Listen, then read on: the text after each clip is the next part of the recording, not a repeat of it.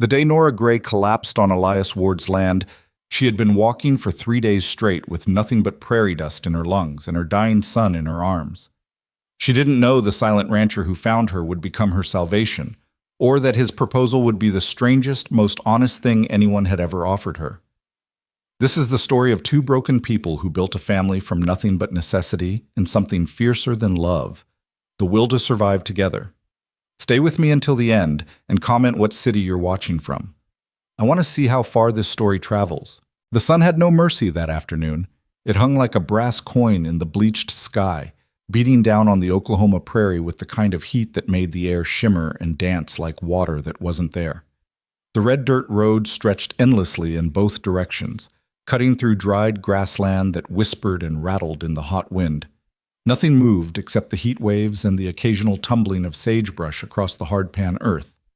Then, a figure appeared on the horizon.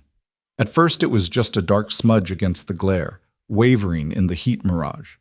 But as minutes crawled by, the shape resolved itself into a woman, thin, exhausted, carrying something in her arms. Her dress, once perhaps a respectable calico blue, was now gray with road dust and stained with sweat. Her dark hair had come loose from its pins and hung in tangled ropes down her back. But it was her walk that told the real story. The stumbling, determined shuffle of someone who had been moving forward only because stopping meant death. Nora Gray had been walking for 3 days. 3 days since the boarding house in Tulsa had thrown her out for lack of payment. 3 days since she'd spent her last nickel on a piece of bread she'd softened with water and fed to her son in tiny portions. 3 days since she'd slept anywhere but the side of the road, curled around her boy to keep the night chill off him. Her arms ached with the weight of him. Tommy was 4 years old and small for his age. Hunger had seen to that. But even a small child becomes heavy after miles of carrying. His head lolled against her shoulder, his breathing shallow and hot. Fever. He'd been burning up since yesterday evening, and Nora had no medicine, no money, no way to help him except to keep walking towards something, anything that might offer shelter. "Mama," Tommy whimpered against her neck. His voice was barely a whisper. "Mama, I'm thirsty." "I know, baby, I know." Nora's own voice cracked. Her lips were split and bleeding, her throat so dry that swallowing felt like dragging sandpaper down her gullet. "Just a little further, just a little more." It was a lie, and she knew it. She had no idea where she was or where she was going. The people in the last town, what was it called?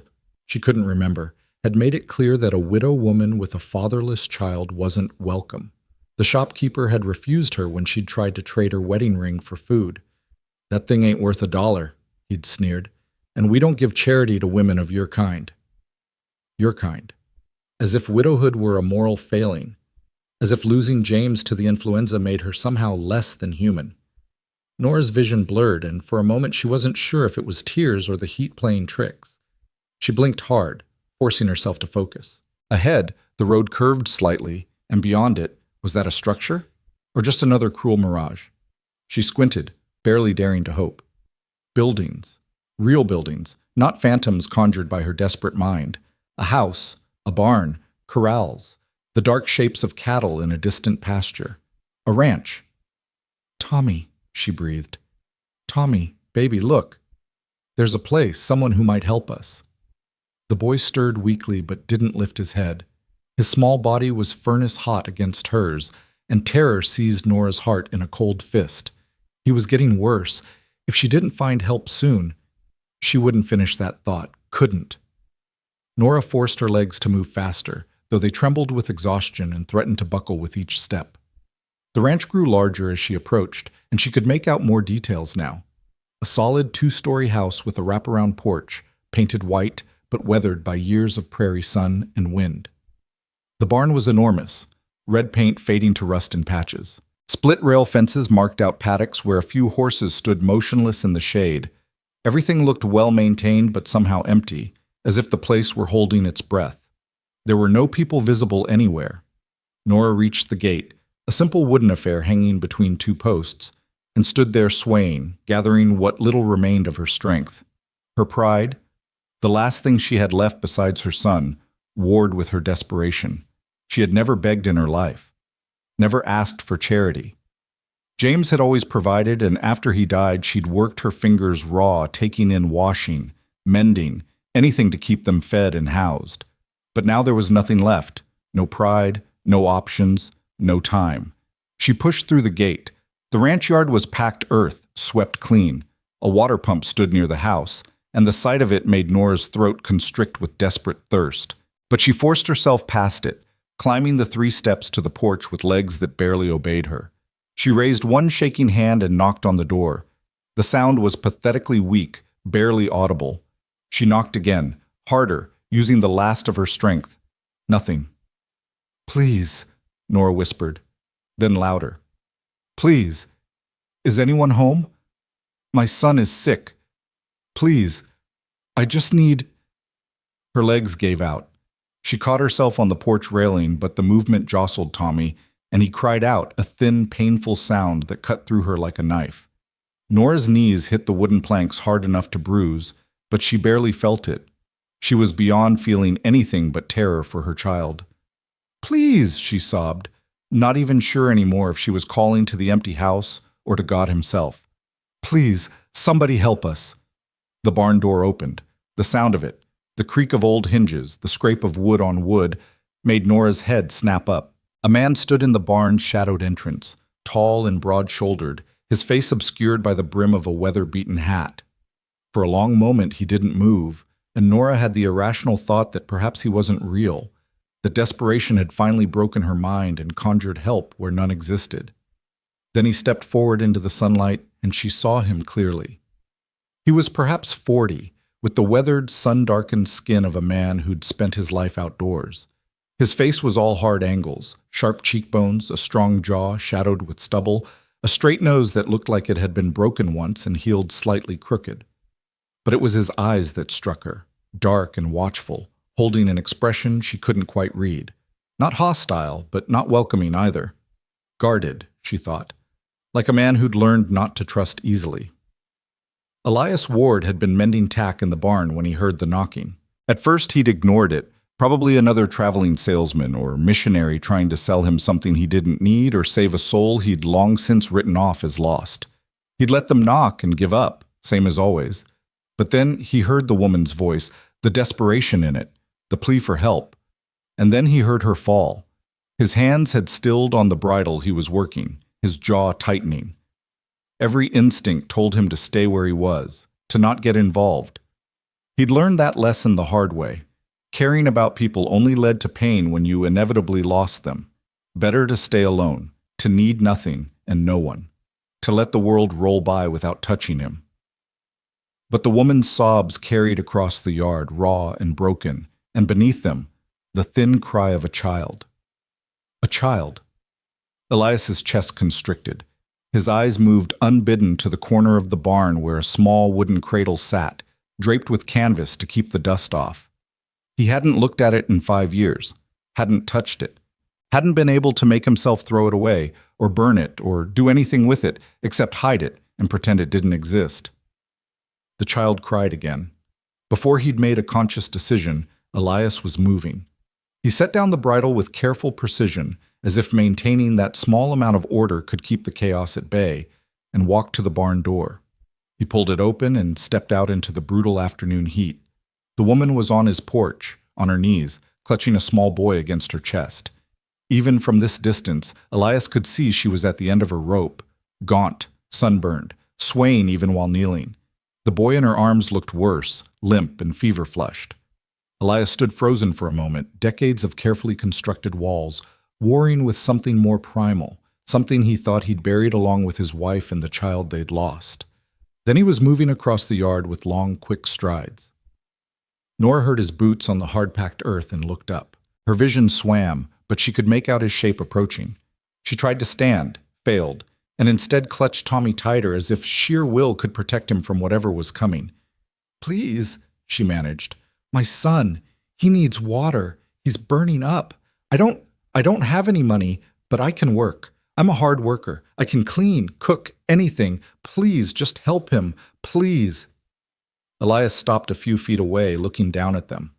Up close, he could see the woman was young, late 20s perhaps, though hardship had carved lines around her eyes and mouth. Her dress was threadbare, her shoes held together with string. The boy in her arms couldn't have been more than 4 or 5, his small face red with fever, his breathing rapid and shallow. "How long has he been sick?" Elias's voice was rough from disuse. He spoke so rarely these days that sometimes whole weeks passed without him saying more than a few words to the hands who worked his cattle. "Since yesterday." Nora's words tumbled over each other. "Maybe longer. I don't know, we've been walking, and I didn't have... When did he last drink?" "This morning. A little. From a stream. But it was muddy, and I think..." Her voice broke. "I think maybe that made it worse." Elias's jaw tightened. Bad water on top of heat exhaustion and what looked like at least a week of malnutrition. The boy needed help, and fast. He made a decision. "Come inside." He turned toward the house without waiting for a response. Nora blinked, certain she'd misheard. "What?" "Inside." Elias climbed the porch steps and opened the door, holding it with one hand while he looked back at her. "Bring the boy. I've got clean water and medicine." For a heartbeat, Nora didn't move. She'd learned to be wary of men who offered help. There was almost always a price, and it was rarely one she could afford to pay. But Tommy whimpered against her neck, his small body shaking with chills despite the heat, and she realized she was out of choices. She struggled to her feet, her legs nearly giving out again. Elias watched her sway, then set his jaw and came back down the steps. Without a word, he bent and scooped Tommy out of her arms with surprising gentleness for such a large man. "Wait!" Nora's maternal instinct flared despite her exhaustion. "What are you... Your boy needs water and medicine, and you're about to collapse. Unless you want both of you dead on my porch, move." His tone was brusque, but not unkind. Tommy didn't even stir at the transfer, his small body limp in Elias's arms. That more than anything convinced Nora to follow the stranger into his house. The interior was dim and blessedly cool after the inferno outside. Nora had a vague impression of simple furniture, everything clean but Spartan, before Elias was moving through the front room toward what looked like a kitchen. He shouldered through a door, and Nora followed on shaking legs.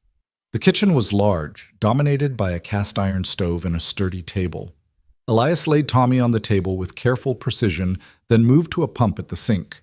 He worked the handle, and after a few creaking protests, clear water gushed forth. He filled a tin cup and brought it back to the table. "Hold his head," he instructed Nora. She obeyed, cradling Tommy's skull gently while Elias brought the cup to the boy's cracked lips. Water dribbled into his mouth, and for a terrible moment, Tommy didn't respond. Then his throat worked in a weak swallow, and he made a small sound, almost a whimper of relief. "That's it," Elias murmured, his voice dropping to something softer. "Easy now, not too fast." He let the boy drink in small sips, patient and unhurried. Nora watched his hands, large, calloused, scarred from years of ranch work, handle her son with unexpected tenderness. When Tommy had drunk perhaps half the cup, Elias pulled it away despite the boy's weak protest. "Too much at once will make him sick," he explained, setting the cup aside. He placed a broad hand on Tommy's forehead and his mouth tightened. "He's burning up. You got a name?" "Nora. Nora Gray. And this is Thomas." "Tommy." Her voice shook. Will he... Fever's high, but I've seen worse." Elias moved to a cabinet and pulled out a brown bottle and a clean cloth. "We'll get some willow bark tea in him, cool him down with wet cloths. He's young and tough. Should pull through." Should, not will. But it was more hope than Nora had allowed herself in days, and she clung to it like a lifeline. Elias worked with quiet efficiency, steeping the willow bark in hot water, then cooling it enough for the boy to drink. He got several spoonfuls down Tommy's throat, then soaked the cloth in cool water and laid it across the child's forehead. All the while he said little, his face set in grim concentration. Nora swayed on her feet, watching. The relief of being out of the sun, of seeing her son finally getting care, made the adrenaline that had been keeping her upright drain away all at once. The room tilted. "Sit." Elias's hand closed around her elbow, steadying her. He guided her to a chair with the same careful handling he'd shown Tommy. "When did you last eat?" Yesterday? No, the day before. I had some bread, but I gave most of it to Tommy." The words came out thick and slow, her mind fogging now that the immediate crisis was being managed by someone else. Elias said nothing, but his expression darkened. He moved to the stove, where a pot sat with what smelled like beef stew.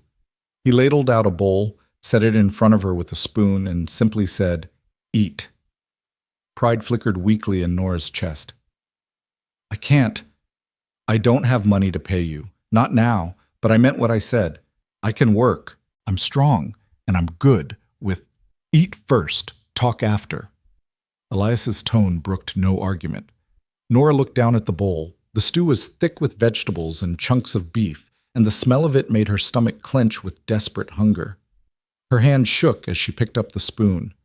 The first bite was transcendent. She barely tasted it before swallowing, then took another and another.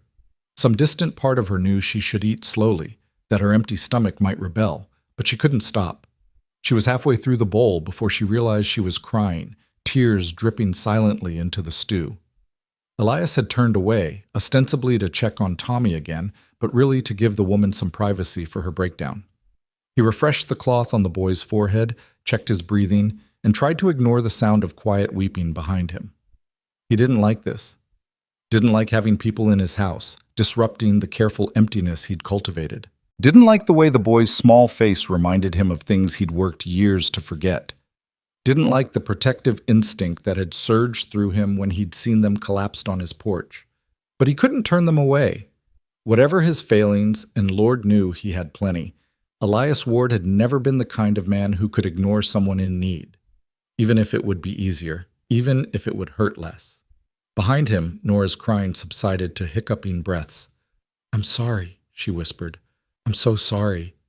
I don't normally—" "Finish eating," Elias said, still not turning around.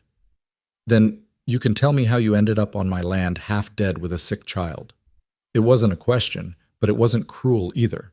Just a statement of fact, delivered in that same flat, emotionless tone he seemed to use for everything. Nora finished the stew, scraping the bowl clean with shaking hands. The food sat heavy and warm in her stomach, making her realize just how close to the edge she'd been. Another day, maybe two, and she would have collapsed for real, and Tommy would have— She couldn't finish that thought. "Thank you," she said quietly. Words aren't enough, but thank you." Elias finally turned back to her. His dark eyes studied her for a long moment, taking in her gaunt face, her worn-down appearance, the desperate gratitude written in every line of her body. Then he nodded once, sharp and brief. "Your boy will sleep for a while. The willow bark will help the fever come down, but he needs rest and more water when he wakes. You look like you could use the same." "I can sleep in the barn," Nora said quickly. "I don't want to impose, and I meant what I said about working. Just tell me what needs doing, and There's a spare room upstairs, take it." Elias moved toward the kitchen door, clearly ending the conversation. "We'll talk about work and payment when you're both recovered. For now, just rest." "But Mrs. Gray?" He paused at the doorway, his back to her. "I'm not a good man, and I'm not kind. But I'm practical. You and your boy are no use to me dead or sick. So you'll rest, you'll recover, and then we'll figure out what comes next. Understand?" It was the longest speech he'd made, and it was delivered in that same flat tone, as if he were discussing the weather or the price of cattle. But something in it, maybe the brutal honesty, maybe the acknowledgement that there would be a "what comes next," made Nora's throat close up. "I understand," she managed. "Good." Elias walked out, his boots heavy on the wooden floor. Nora sat alone in the kitchen with her sleeping son on the table beside her, and for the first time in months, maybe years, allowed herself to believe that maybe, just maybe, they might survive after all. The spare room was small but clean, with a narrow bed, a washstand, and a window that looked out over the prairie. Elias had carried Tommy up and laid him on the bed while Nora followed, her legs barely making the stairs. He'd left them with fresh water, more willow bark tea, and instructions to call if the boy worsened. Then he'd retreated to the barn, where he belonged. Now, as the sun began its slow descent toward the horizon, Elias stood in the barn's dim interior and stared at nothing. His hands were busy. They were always busy, always working, always moving, because if they stopped, he'd have to think. cleaning and oiling tack that didn't need it. What the hell had he done? He'd promised himself after Sarah died that he wouldn't let anyone close again. Wouldn't care. Wouldn't risk the kind of gut-wrenching agony that came from loving someone and losing them. And for 5 years, he'd kept that promise. He'd run his ranch, worked until exhaustion made sleep possible, and avoided the town and its people as much as he could. And now he had a woman and child under his roof. A woman with haunted eyes and a desperation that reminded him too much of Sarah in those final days, when the fever took her and there was nothing he could do but watch her slip away. A boy with his son's coloring, burning with fever just like... No. Elias shut that thought down hard. Tommy wasn't his son, would never be his son. The boy was just a stranger's child who happened to get sick at the wrong time, and Nora Gray was just a woman who needed help. He'd give them a few days to recover, maybe offer her some work to earn supplies and money for wherever she was headed next, and then they'd be gone. That was the plan. Simple, practical, safe. So why did his chest feel tight every time he thought about them leaving? Fool, Elias muttered to himself, attacking a stirrup with the oil rag harder than necessary. Damn fool. Upstairs in the house, Nora sat beside Tommy's bed and watched her son sleep. The fever hadn't broken yet, but it hadn't gotten worse either, and his breathing seemed easier. She'd been sponging him with cool water every hour, getting him to drink when he stirred, following the rancher's instructions to the letter. The rancher. Elias Ward. She'd seen his name on a piece of mail on the kitchen table. She knew almost nothing about him, except that he lived alone, spoke little, and had saved their lives without asking for anything in return. Yet, Nora had learned that kindness usually came with a price tag. Men didn't just help women for nothing, especially not women like her, widowed, penniless, with a child and no prospects. There would be expectations. There were always expectations. But what choice did she have? She'd been at the end of her rope when she stumbled onto this ranch, and if Elias Ward wanted payment she couldn't afford, well, she'd figure that out when it came. For now, Tommy was safe and cool and sleeping in a real bed, and that was worth almost any price. Almost. Nora's hand drifted unconsciously to her throat, where James's ring hung on a thin chain. She'd been too afraid to wear it on her finger while traveling, afraid someone would steal it, or that she'd have to sell it. It was all she had left of her husband, of the life they'd built before the influenza swept through Tulsa like wildfire and took him in 3 days. "I'm trying, James," she whispered to the ring, to the memory of the man she'd loved. "I'm trying so hard to keep him safe. I don't know what I'm doing, but I'm trying." The ring didn't answer, of course. The dead never did. Tommy stirred, whimpering, and Nora pushed aside her melancholy to focus on her son. She dampened the cloth again and laid it on his forehead, murmuring soft reassurances until he settled back into sleep. Outside, the sun touched the horizon, painting the sky in shades of orange and red. The prairie grass rippled like water in the evening breeze, and the cattle lowed softly in the distance. It was beautiful in a stark, lonely way, this endless land under an endless sky. Nora watched it from the window and wondered how long they'd be allowed to stay. A week? 2? And then what? Where would they go next? She had no answers. For now, all she could do was tend her son, accept the stranger's hospitality, and hope that whatever price Elias Ward eventually named would be one she could bear to pay. In the barn, Elias finished with the tack and moved to evening chores. The horses needed feeding, the stalls needed mucking, the chickens needed their coop secured against coyotes. Familiar work, routine work, the kind that didn't require thought. But even as his body went through the motions, his mind kept drifting back to the house, to the woman and child inside, to the way Tommy's small hand had clutched at his shirt when he'd carried him upstairs, seeking comfort even in fever-addled unconsciousness, to the desperate gratitude in Nora's eyes, like he'd handed her the world instead of just a bowl of stew and a bed. He didn't want their gratitude, didn't want to be anyone's savior, didn't want to feel the uncomfortable twist in his chest when he thought about them leaving. But he did feel it, and that was the problem. As the stars began to emerge in the darkening sky, Elias made his final rounds, checking locks, dousing the lanterns, securing the ranch for the night. At the house, he paused, looking up at the lit window of the spare room. A shadow moved past it, Nora checking on her son. He should go up there, check on the boy's fever, make sure they had everything they needed. But he didn't. Instead, Elias Ward turned away from his own house and walked back to the barn, where he climbed to the loft and laid out his bedroll in the hay. He'd sleep here tonight. And tomorrow night. For as long as they stayed, he'd give them the house and keep his distance. It was safer that way. For all of them. But as he lay in the darkness, listening to the prairie wind howl around the barn's walls, Elias couldn't shake the memory of Tommy's small, fevered face or Nora's desperate tears. And he couldn't quite convince himself that he was doing this purely out of practicality. Some part of him, the part he'd tried to bury along with his wife and unborn child, had woken up the moment he heard that woman's voice crying for help. And no amount of emotional distance or careful routine was going to put it back to sleep. Not anymore. The fever broke on the third morning. Nora woke to find Tommy's forehead cool to the touch, his breathing deep and even, his small body finally relaxed instead of rigid with chills. She sat on the edge of the bed and wept silently, her whole body shaking with relief so profound it hurt. For 3 days she'd barely slept, hovering over her son, sponging him with cool water, coaxing sips of willow bark tea between his cracked lips, terrified that each breath might be his last. But he'd survived. They both had. Through it all, the rancher had appeared like clockwork, morning, noon, and evening, bringing fresh water, more medicine, simple meals that Nora forced herself to eat because she knew Tommy needed her strong. Elias never lingered, never made conversation beyond terse questions about the boy's condition.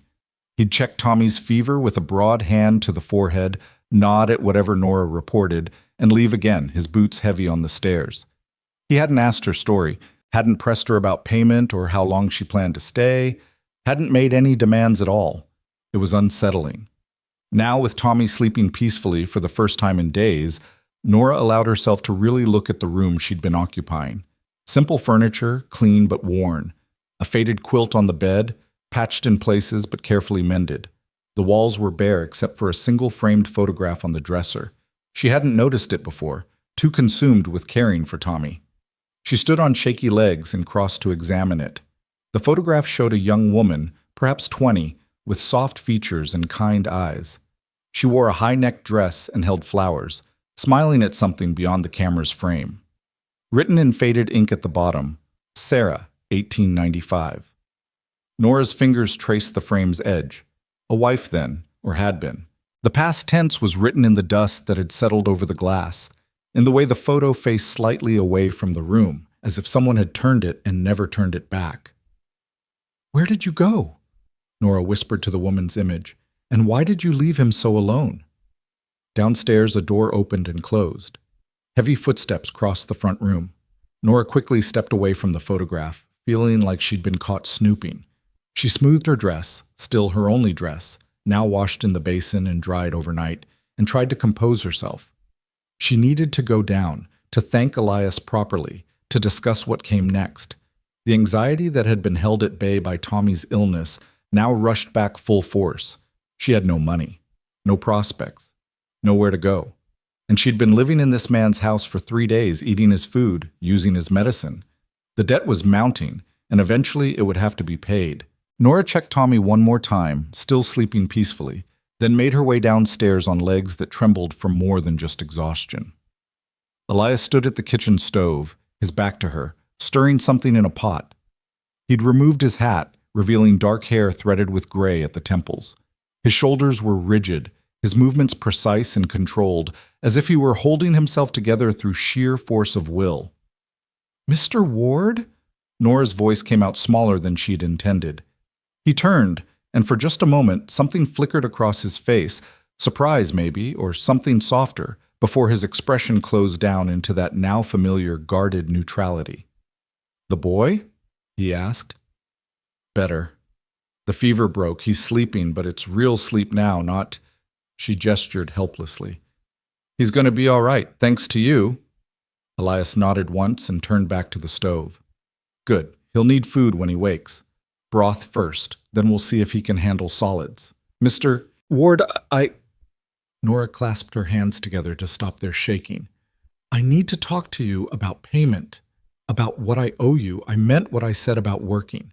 I'm strong, and I'm a hard worker. I can clean, cook, tend animals, whatever you need. And I won't ask for wages, just room and board until the debt is settled. I know it might take a while, but I promise I'll— Mrs. Gray. Elias's voice cut through her nervous rambling. He still didn't turn around. When did your husband die? The question caught her off guard. What? Your husband. You wear a widow's dress and you've got a ring on a chain around your neck. When did he die? Nora's hand flew to her throat, to the ring hidden beneath her collar. 7 months ago. The influenza. And you've been on your own since then? You and the boy? Yes. No family? No one to take you in? James was an orphan. His parents died when he was young, and my family— Her voice hardened. My father made it clear I wasn't welcome after I married James. Said I was choosing poverty over sense. I haven't spoken to him in 5 years. Elias was quiet for a long moment. The only sound was the gentle bubbling of whatever he was cooking and the morning breeze through the open window. How'd you end up here? He finally asked. Nora swallowed hard. She didn't want to tell this story, didn't want to relive the humiliation and desperation of the past months. But he'd asked, and she owed him at least the truth. After James died, I tried to keep us going in Tulsa. I took in washing, mending, whatever work I could find, but it wasn't enough. The boarding house wanted payment I couldn't make. They threw us out 2 weeks ago. Her voice remained steady, though it cost her. I thought maybe we could get to my cousin in Kansas. She married well. I thought maybe she'd help. But the towns along the way, people don't trust a woman alone with a child. They think— She couldn't finish. They think you're a whore, Elias said bluntly. That the boy's a bastard, and you're looking for a man to take advantage of. Nora flinched at the crude words, but she couldn't deny them. Yes. And you walked. For how long? 2 weeks, maybe more. I lost track. Jesus. The word was barely a breath. Elias finally turned to face her, and his expression was no longer neutral. Something burned in his dark eyes, anger, but not at her. You walked for 2 weeks across Oklahoma in August with a 4-year-old child. No money, no food. And not one person helped you? Some did. A farmer's wife gave us bread. A preacher let us sleep in his church one night. But most— Nora lifted her chin. Most just wanted us gone. We made them uncomfortable. Elias stared at her for a long moment, and Nora forced herself not to look away. Let him see what she was, proud, desperate, determined to survive. Let him make his judgment and name his price, and she'd pay it if she could. You'll work, Elias said finally, but not to pay off a debt. I'll pay you proper wages, same as I'd pay any hand, room and board included, and wages on top. You can save up, and when you've got enough to get wherever you're heading, you'll go. Fair? Nora blinked. She'd expected many things, but not this. I don't understand. Why would you— Because I need the help, Elias interrupted. Place this size doesn't run itself. I've got 3 hands who work the cattle and handle the heavy labor, but the house is a mess and I can't cook worth a damn. You can handle the domestic work, cooking, cleaning, laundry, the vegetable garden that's been dying for lack of attention. And the boy, when he's well, can help with light chores. Feeding chickens, gathering eggs, that sort of thing. It's practical, that's all. But it wasn't all, and they both knew it. Practical would be sending them on their way with a few supplies and a pointed reminder that he wasn't a charity. This was something else, something that made Elias's jaw tight and his eyes avoid hers. Still, Nora wasn't fool enough to question good fortune when it appeared. That's more than fair, Mr. Ward. Thank you. Elias, he said gruffly, if you're staying and working, we might as well use first names. Then you should call me Nora. He nodded, then gestured to the pot on the stove. Chicken broth. When the boy wakes, get some in him. There's bread in the box there, and eggs if you want to make breakfast. I've got work to do. He was moving toward the door, fleeing, really, when Nora's voice stopped him. Elias? He paused but didn't turn around. Why are you doing this? And please don't say it's just practical. His shoulders tensed. For a long moment, Nora thought he wouldn't answer. Then, quietly, almost too quietly to hear, because nobody helped her either, when the fever took her. And I couldn't save her. Before Nora could respond, before she could ask who her was, Though she thought she knew, Elias was gone, the screen door banging shut behind him. Nora stood alone in the kitchen of a stranger's house that was somehow now hers to manage, and felt tears prick her eyes again. Not from sadness this time, but from the overwhelming realization that maybe, just maybe, there were still good people in the world, or at least people who'd known enough pain to recognize it in others. The rest of that first week passed in a careful dance of coexistence. Tommy recovered quickly, as children do, going from deathly ill to restless in the space of a few days. By the end of the week, he was begging to go outside. And Nora, after getting Elias's gruff approval, let him explore the ranch yard under strict instructions not to wander far. She watched from the kitchen window as her son discovered the joy of open space after months of being cooped up in boarding house rooms and walking endless roads. He chased chickens, though never caught them, examined every rock and stick with 4-year-old fascination, and spent an hour watching a barn cat hunt mice in the tall grass. And he watched Elias. The rancher worked constantly, moving between barn and pasture and corral with single-minded focus. He handled the horses with calm competence, mended fences with methodical precision, and did 100 other tasks that Nora couldn't even name. Tommy followed his movements with wide eyes, occasionally creeping closer when he thought no one was watching. Elias never acknowledged the boy's presence, never spoke to him or shooed him away, just worked as if Tommy didn't exist, though Nora noticed he was careful never to do anything that might be dangerous with a small child nearby. Inside, Nora threw herself into work. The house, she discovered, was clean but neglected in ways that spoke of a man who'd stopped caring about anything beyond basic function. The windows were dusty, the curtains faded, the floors swept but not scrubbed. The kitchen was serviceable but joyless, with mismatched dishes and a single pot and pan that had seen better days. She started with the kitchen, scrubbing every surface until it gleamed. She washed the curtains and hung them in the sun to bleach. She found a forgotten herb garden behind the house, choked with weeds, and spent an afternoon rescuing the sage and thyme and rosemary that had survived years of neglect. And she cooked. That first proper meal, roast chicken with herbs, biscuits, and green beans from the garden, she set out at sunset, calling Elias in from whatever he was doing. He appeared in the kitchen doorway, covered in dust and sweat, and stopped short at the sight of the table set with actual plates and serving dishes instead of the usual pot he ate directly from. "What's all this?" His voice was suspicious. "Dinner," Nora said simply.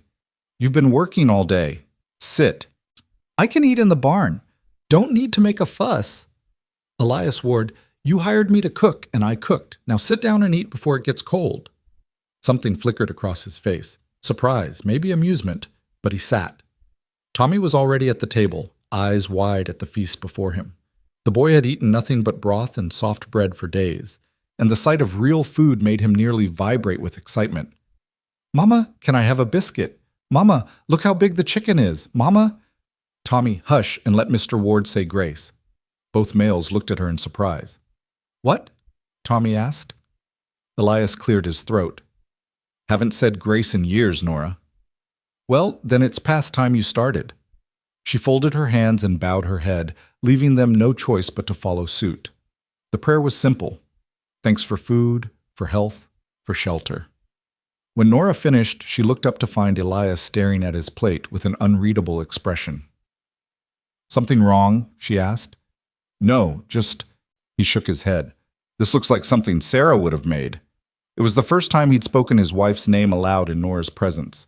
The words hung in the air, fragile and aching. "Then I hope I did it justice," Nora said quietly. They ate in silence after that, but it wasn't uncomfortable.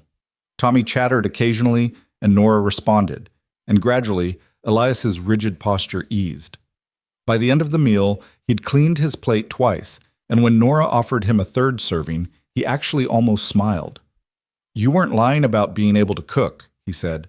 "My mother made sure I learned properly, even if she didn't approve of who I married." Nora began clearing the dishes. "There's also pie. Apple, from your root cellar." This time, Elias did smile, small and brief, but real. "Haven't had pie in 5 years." "Then you're overdue."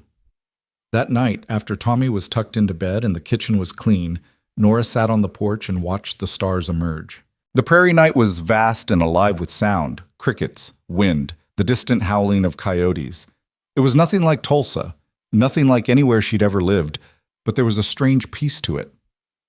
The barn door opened and Elias emerged, silhouetted against the lamplight within. He saw her on the porch and paused, clearly debating whether to approach or retreat. Nora made the decision for him. "Nice night." "Yeah." He climbed the porch steps slowly, like a man approaching a skittish horse. "Boy sleeping?" "Out cold. I think the fresh air exhausted him, in a good way." Elias nodded and leaned against the porch railing, his gaze on the dark horizon. They stood in silence for a while, neither quite comfortable but not uncomfortable either. "Can I ask you something?" Nora finally ventured. "Depends what it is." "Why do you sleep in the barn?" Elias's jaw tightened. "How'd you know that?" "I hear you leave after dinner, and the house is empty except for me and Tommy. Doesn't take much to figure out." "It's my barn. I'll sleep where I want." "I'm not criticizing, just wondering why you'd give up your own house." Elias was quiet for so long that Nora thought he wouldn't answer. Then, "Too many ghosts in that house, especially at night. The barn's easier." Nora understood. She'd felt the weight of memory in certain rooms, the sense of absence that was almost a presence. The spare room where she and Tommy slept. It had been meant for a child, she thought. The cradle in the barn confirmed it. A child who'd never been born, or who'd been born but hadn't survived. "I'm sorry," she said softly, "for whatever happened, for whoever you lost. Not your concern. Maybe not, but I'm sorry anyway." Elias pushed off the railing, preparing to retreat again, but then he surprised her by speaking.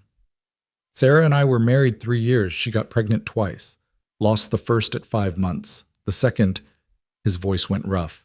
"The second time the baby came early. Lived for 2 days. Sarah held on for another week, but the fever from the birth, doctors couldn't stop it, so I lost them both." Nora's throat closed. "Elias, that was 5 years ago. I'm fine now." The words were clipped, defensive. "Just don't like sleeping in a house that still feels like hers. That's all. The barn suits me fine." He walked away before she could respond, disappearing into the darkness beyond the porch light. Nora sat alone with the weight of his grief, understanding now why he'd helped them, why he'd looked at Tommy's fevered face with such tight-jawed intensity, why he'd given them everything and asked for nothing. He was trying to save them because he hadn't been able to save his own family. Nora closed her eyes and said a prayer, for Elias, for Sarah, for the babies who'd never grown up, and for herself and Tommy, who'd been given an unexpected chance at survival by a man still drowning in old sorrow. The second week brought changes, subtle but real. Tommy began following Elias around the ranch more boldly, his natural child's curiosity overcoming his initial shyness. The rancher didn't encourage it, but he didn't discourage it either. When Tommy asked questions, and 4-year-olds had endless questions, Elias would answer in brief, gruff sentences. "Why are the chickens in a pen?" "Keep the coyotes from eating them." "What's a coyote?" "Wild dog. Mean." "Can I see one?" "No." "Why not?" "Because they're mean, boy. Pay attention." But despite the gruff tone, Nora noticed Elias never sent Tommy away. And once, from the kitchen window, she saw Elias pause in his work to steady Tommy when the boy climbed on a fence rail to get a better look at the horses. Just a hand on the small shoulder, brief and careful, before he moved on. But it was there. The 3 ranch hands appeared midweek, weather-beaten men in their 40s and 50s who worked the cattle in the far pastures and lived in the bunkhouse beyond the barn. They were surprised to find Nora at the house, and even more surprised when Elias introduced her. "Mrs. Gray will be handling the cooking and domestic work. You want meals? You come to the house at mealtimes. Understood?" The men, Hank, Pete, and old Charlie, nodded and murmured their ma'ams with varying degrees of curiosity and approval. Hank, the youngest, had a kind face that crinkled when he smiled at Tommy. Pete was reserved, watching Nora with neutral assessment. Charlie just looked grateful that someone besides Elias would be cooking. "Can't be worse than the boss's attempts," he muttered, and the others chuckled. Elias scowled. "My cooking's fine." "Your cooking's tolerable," Hank corrected, "but I ain't gonna miss it none." That night, Nora cooked for 5 instead of 3, and the men ate with the enthusiasm of people who'd been making do with basic rations for too long. Charlie actually teared up over her cornbread. "Ma'am, you're a blessing," he declared, "a pure blessing." After that, the hands appeared for every meal, and gradually the house felt less empty. There was conversation at the table, work talk mostly, discussion of cattle prices and fence repairs and which pastures needed rotating. Nora listened and learned, piecing together the shape of Elias's operation. He ran about 200 head of cattle, modest by ranch standards, but enough to make a living. The land had been in his family for 2 generations, passed down from his father. He was respected in the area, known as a fair dealer and a hard worker, but also as a man who kept to himself. The hands were loyal, which spoke well of him. Tommy absorbed it all with wide eyes, occasionally piping up with questions that made the men smile, and Elias's mouth twitched toward something almost like amusement. "Mr. Elias, do the cows have names?" "No, boy." "Why not?" "Because there's 200 of them." "I could name them. I'm good at names." "I'm sure you are." "That one could be Bessie, and that one could be—" "Eat your dinner, Tommy," Nora interrupted gently, hiding her smile. As the days passed, Nora fell into a rhythm. Rise before dawn to start breakfast. Feed the chickens while the coffee brewed. Prepare meals, clean the house, tend the garden. Wash clothes in the big copper basin behind the house and hang them in the sun. Mend work shirts with patches on patches. Bake bread every other day, filling the house with yeast and warmth. It was hard work, but it was honest work. And for the first time since James died, Nora felt useful. Felt like she had a purpose beyond simple survival. And every week, Elias left her wages on the kitchen table. More than fair, calculated down to the penny.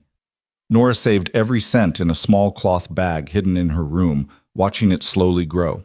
Her nest egg. Her ticket to somewhere else, eventually. The thought of leaving made her chest tight in a way she didn't want to examine too closely. On the 3rd Sunday, the day the hands took off and rode into town, Elias announced he needed to go to town for supplies. "You and the boy can come if you want," he said gruffly over breakfast. "Might be good for you to see the place, meet people." Nora hesitated. Her experiences with small-town people hadn't been positive lately, but Tommy's eyes lit up with excitement, and she couldn't bear to disappoint him. "All right, thank you." The town, Redemption, population maybe 200, was a collection of wooden buildings along a single main street. A general store, a saloon, a church, a blacksmith, a handful of houses. The kind of place where everyone knew everyone, and strangers were immediately noticed.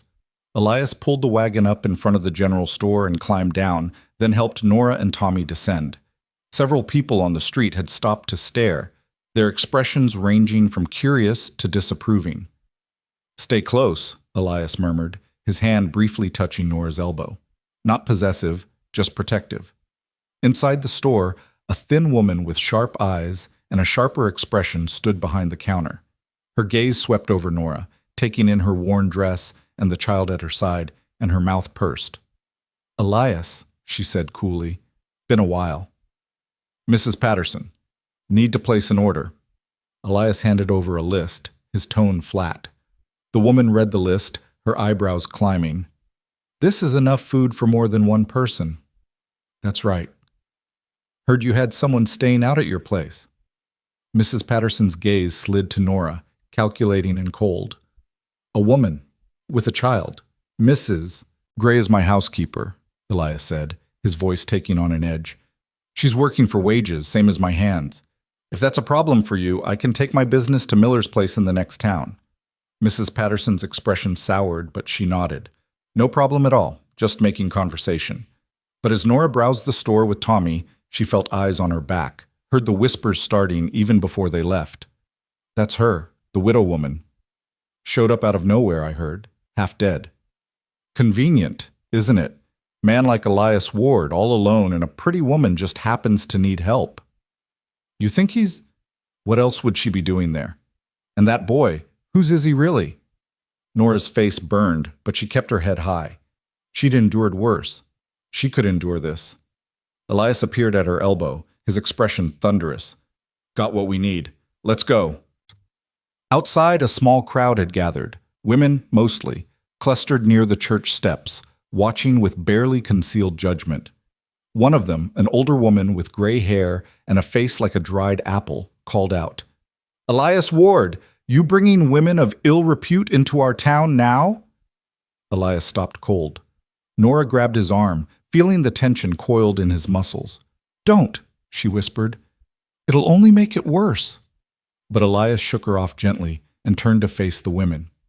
When he spoke, his voice carried across the street, cold and hard as iron.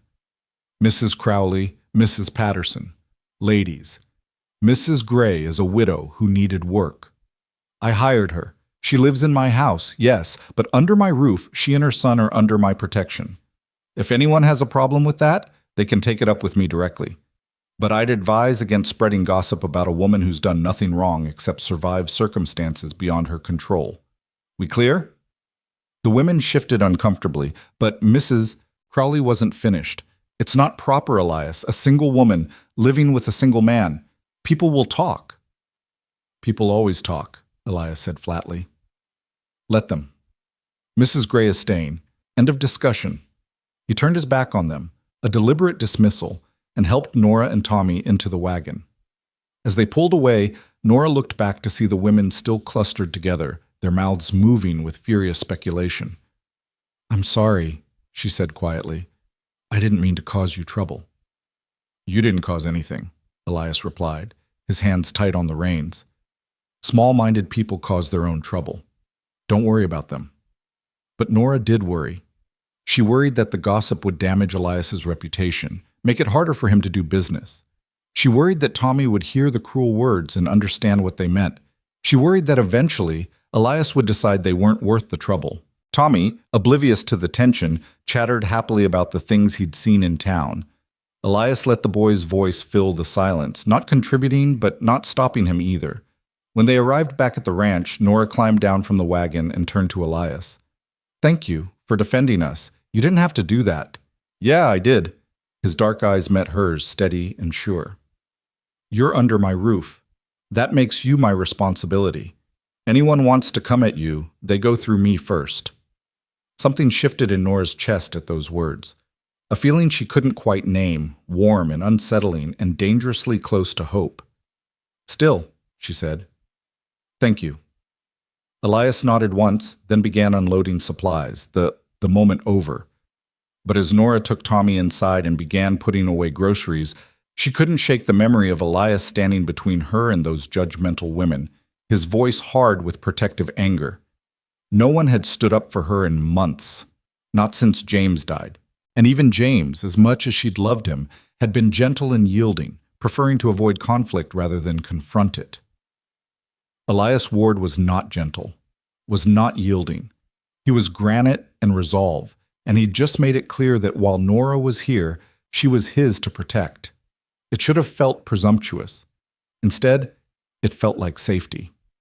That night, after Tommy was asleep and the house was quiet, Nora found Elias on the porch again. It was becoming habit, these late evening conversations that weren't quite conversations. Just two people sharing space and silence, sometimes words. "The women in town," Nora said without preamble, "what they're saying about me, about us, it's not going to stop." "Probably not." "It might affect your business, your reputation." "Might." "Elias, I'm serious. If my being here causes you problems—" "Nora." He turned to look at her fully, his expression shadowed in the lamplight. "I don't care what those women think. Haven't cared what anyone thinks for 5 years now. You're here because you needed help and I could give it. You're staying because you work hard and you're good at what you do. That's all that matters. But no buts. You want to leave, that's your choice. But don't leave because of gossip. Life's too short to live by other people's judgments." Nora studied him, this hard, closed-off man who'd somehow become her protector. "When did you stop caring what people thought?" "When Sarah died." His voice was matter-of-fact. "Whole town came to the funeral, brought food, said pretty words. But when I needed help, real help, someone to talk to, someone to help me figure out how to keep living, they disappeared. Decided I wanted to be left alone, so they left me alone. After a while, I realized I preferred it that way." "That's lonely." "Lonely's safe." Nora understood that, had felt it herself. But she also knew that safety could become its own kind of prison. "Thank you anyway," she said softly, "for standing up for us. Whether you care about their opinions or not, it mattered to me." Elias nodded, then pushed off the railing. "Better get some sleep. Early day tomorrow." But before he could leave, Tommy's voice called from inside. "Mama?" Nora hurried in to find her son sitting up in bed, his small face creased with worry. "What is it, baby?" "I had a bad dream. About the walking, about being hot and thirsty." "Oh, sweetheart." Nora gathered him close. "That's all over now. We're safe here." "But what if we have to leave? What if we have to walk again?" "We won't. Mrs. Gray's right." Elias's voice came from the doorway, startling them both. He stood there, hat in hand, his expression softer than Nora had ever seen it. "You're not walking anywhere, boy. Not unless you want to. This is your home for as long as you need it." Tommy blinked up at him with wide, trusting eyes. "Promise?" Elias hesitated, and Nora saw the war play across his face, the instinct to keep distance fighting against something deeper. Then he stepped into the room and knelt beside the bed, bringing himself down to Tommy's level. "I promise," he said quietly. "Your mama works for me, which means you both stay here. Safe. Understood?" "Yes, sir." Tommy's whole body relaxed. Then, hesitantly, "Mr. Elias, can you tell me a story? Mama's stories are good, but I bet you know different ones." "Tommy, Mr. Ward doesn't have time," Nora began. "Actually," Elias interrupted, surprising them both, "I might know one. About a horse named Thunder. If you want to hear it." Tommy nodded eagerly, snuggling back under the covers. Elias sat on the edge of the bed, and in his rough, unpracticed voice, told a simple story about a wild stallion who learned to trust a rancher. It wasn't polished or fancy, but Tommy hung on every word, his eyelids growing heavier as the tale progressed. By the end, the boy was asleep, one small hand curled near his face. Elias stood carefully, not wanting to wake him. "You're good with him," Nora whispered. "Natural." "Had practice," Elias said quietly. "Or thought I would. Before, He didn't finish, but he didn't need to. The ghost of the son he'd never gotten to raise hung in the air between them." "He likes you," Nora offered. "Tommy, he feels safe with you." "Kid's too trusting. Or maybe he's a better judge of character than you give him credit for." Elias met her eyes in the dim lamplight, and for a moment something passed between them. Understanding, connection, the beginning of something neither was quite ready to name. Then he cleared his throat and stepped back. "Good night, Nora." "Good night, Elias." He left, his footsteps fading down the stairs and out into the night. Nora sat beside her sleeping son and felt the walls around her heart, walls she'd built after James died, walls designed to protect her from more pain, begin to crack just slightly. This ranch, this strange arrangement, this guarded man who showed kindness through actions instead of words, it was all temporary. She knew that. She was saving money, and eventually she and Tommy would move on to somewhere more permanent, somewhere that was really theirs. But as Nora climbed into her own bed and listened to the prairie wind whisper against the windows, she couldn't help wondering what it would be like if they stayed. If this home, this life, this man could somehow become theirs for real. It was a dangerous thought. But in the darkness, alone with her hopes and fears, Nora let herself think it anyway. Just this once. The dangerous thought became dangerous reality on a Tuesday evening in late September, when everything changed. The day had started ordinarily enough. Nora woke before dawn as usual, started breakfast, watched the sky lighten from black to gray to pale gold. Tommy helped her gather eggs, chattering about the wooden horse Elias had been carving for him in the evenings. Small gestures of connection that the rancher would never acknowledge as affection, but were exactly that. The hands came in for breakfast, hungry and good-natured. Elias ate in his usual silence, but Nora had learned to read the subtle shifts in his posture, the almost imperceptible softening around his eyes when Tommy asked him questions. He was thawing, slowly, like frozen ground under a patient sun. After the men left for their work, Nora tackled the week's baking. 6 loaves of bread, 2 pies, biscuits for the next few days. the kitchen filled with warmth and the yeasty smell of rising dough. Tommy played on the floor with wooden blocks Hank had made for him, building and destroying elaborate structures with four-year-old enthusiasm. It was peaceful, domestic, almost perfect. Then, around mid-afternoon, a horse appeared on the road. Nora saw it from the kitchen window, a single rider, moving at a deliberate pace. Not the casual approach of a neighbor or the hurried gait of someone with urgent business. Something about it made her uneasy, though she couldn't say why. She wiped flour from her hands and stepped onto the porch, shading her eyes against the sun. The rider was a man, she could tell now, wearing city clothes that looked out of place against the prairie backdrop. As he drew closer, something about his build, his posture, sent ice through her veins. No, it couldn't be.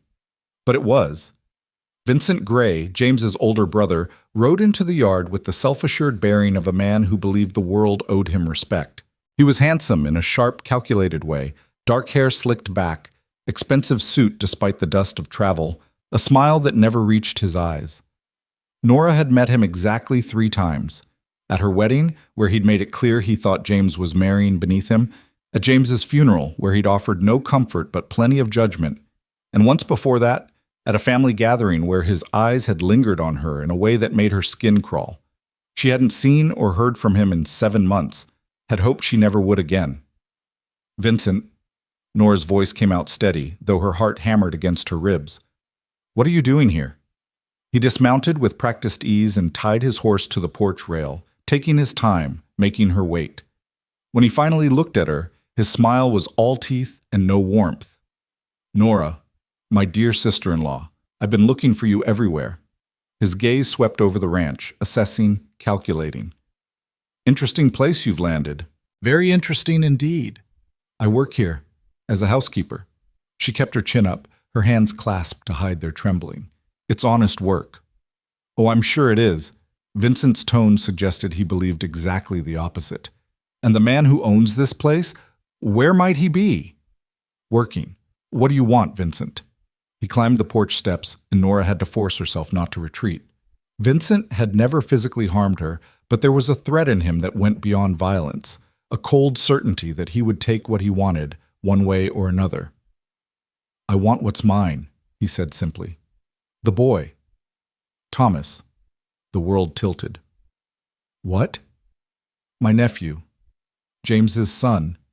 He belongs with family, not here in the middle of nowhere with a mother who can't provide for him. Vincent's voice was reasonable, almost kind, which made it worse. I've come to take him back to Tulsa. I can give him a proper home, proper education, opportunities you never could. It's what James would have wanted. You have no right. I have every right. I'm his blood uncle, his guardian by law now that his father is dead. You, on the other hand, are a destitute widow living in sin with a strange man. Oh yes, I heard about your arrangement here. The whole territory's talking about it.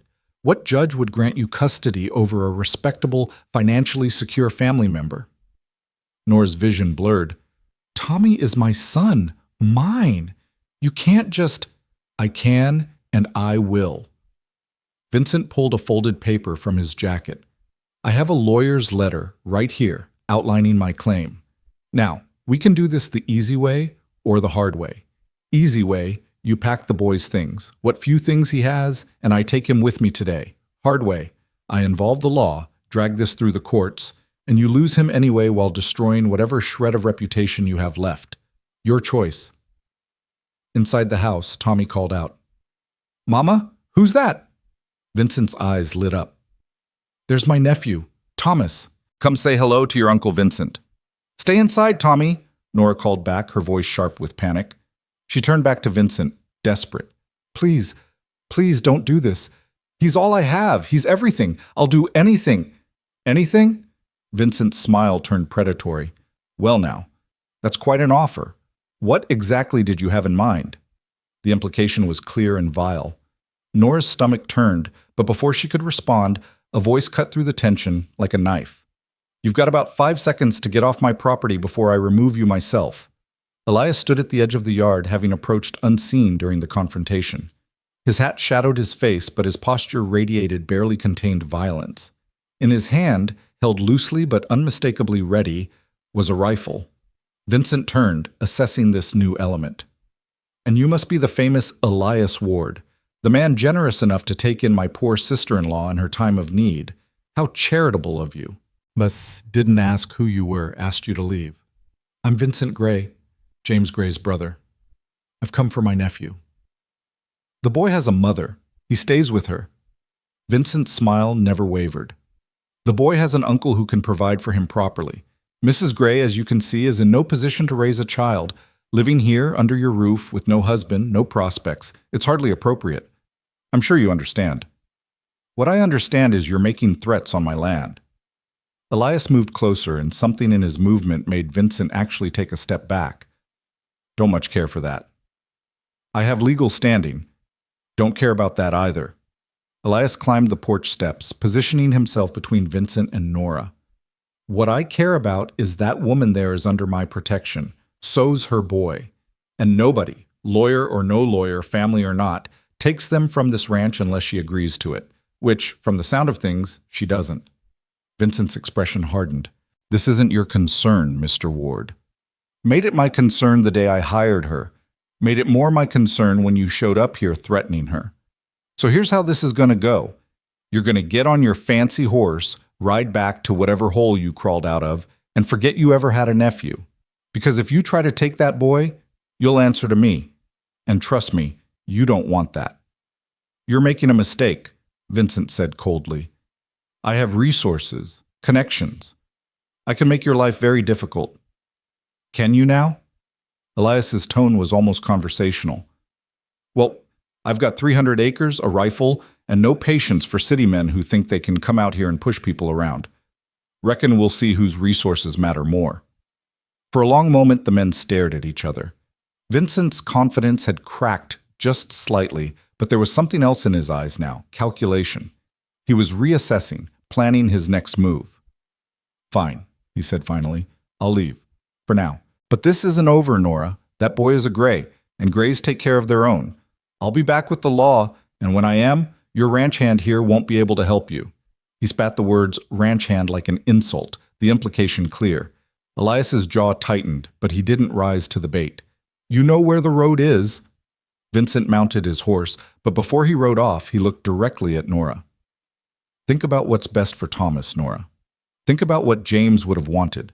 I'll give you 1 week to come to your senses. After that, I'm filing papers with the territorial court. He wheeled his horse and rode off at a gallop, leaving dust and dread in his wake. Nora's legs gave out. She caught herself on the porch railing, but Elias was there, his hand steady under her elbow, holding her up. Easy now. He's gone. For now, Nora whispered. But he'll be back. He meant it, Elias. He'll take Tommy. He'll use the law, use my reputation, use everything against me, and I don't have the money for a lawyer. I don't have any way to fight him, and he's right, isn't he? A judge will look at me, a widow, working as a housekeeper, living here with you, and they'll give Tommy to Vincent because he has money and respectability, and I have nothing. Stop. Elias's voice was firm. Breathe. You're spiraling. Nora tried, but panic had its claws in her. You don't understand. Vincent isn't a good man. He doesn't want Tommy out of love or duty. He wants him because James inherited some money from their parents, and Tommy is James's heir. Vincent thinks if he has custody of Tommy, he can control that inheritance until Tommy comes of age. He'll put my son in some boarding school and drain every penny James left behind, and Tommy will grow up thinking his mother abandoned him. Then we won't let that happen. How? Nora's voice broke. How do we stop him? You heard him. He has lawyers, connections, the law on his side. And what do I have? A job that barely pays enough to save for rent somewhere else, let alone court fees. A reputation that's been dragged through the mud by town gossip. No husband, no family willing to help. What defense do I possibly have? Elias was quiet for a long moment, his dark eyes fixed on the horizon where Vincent had disappeared.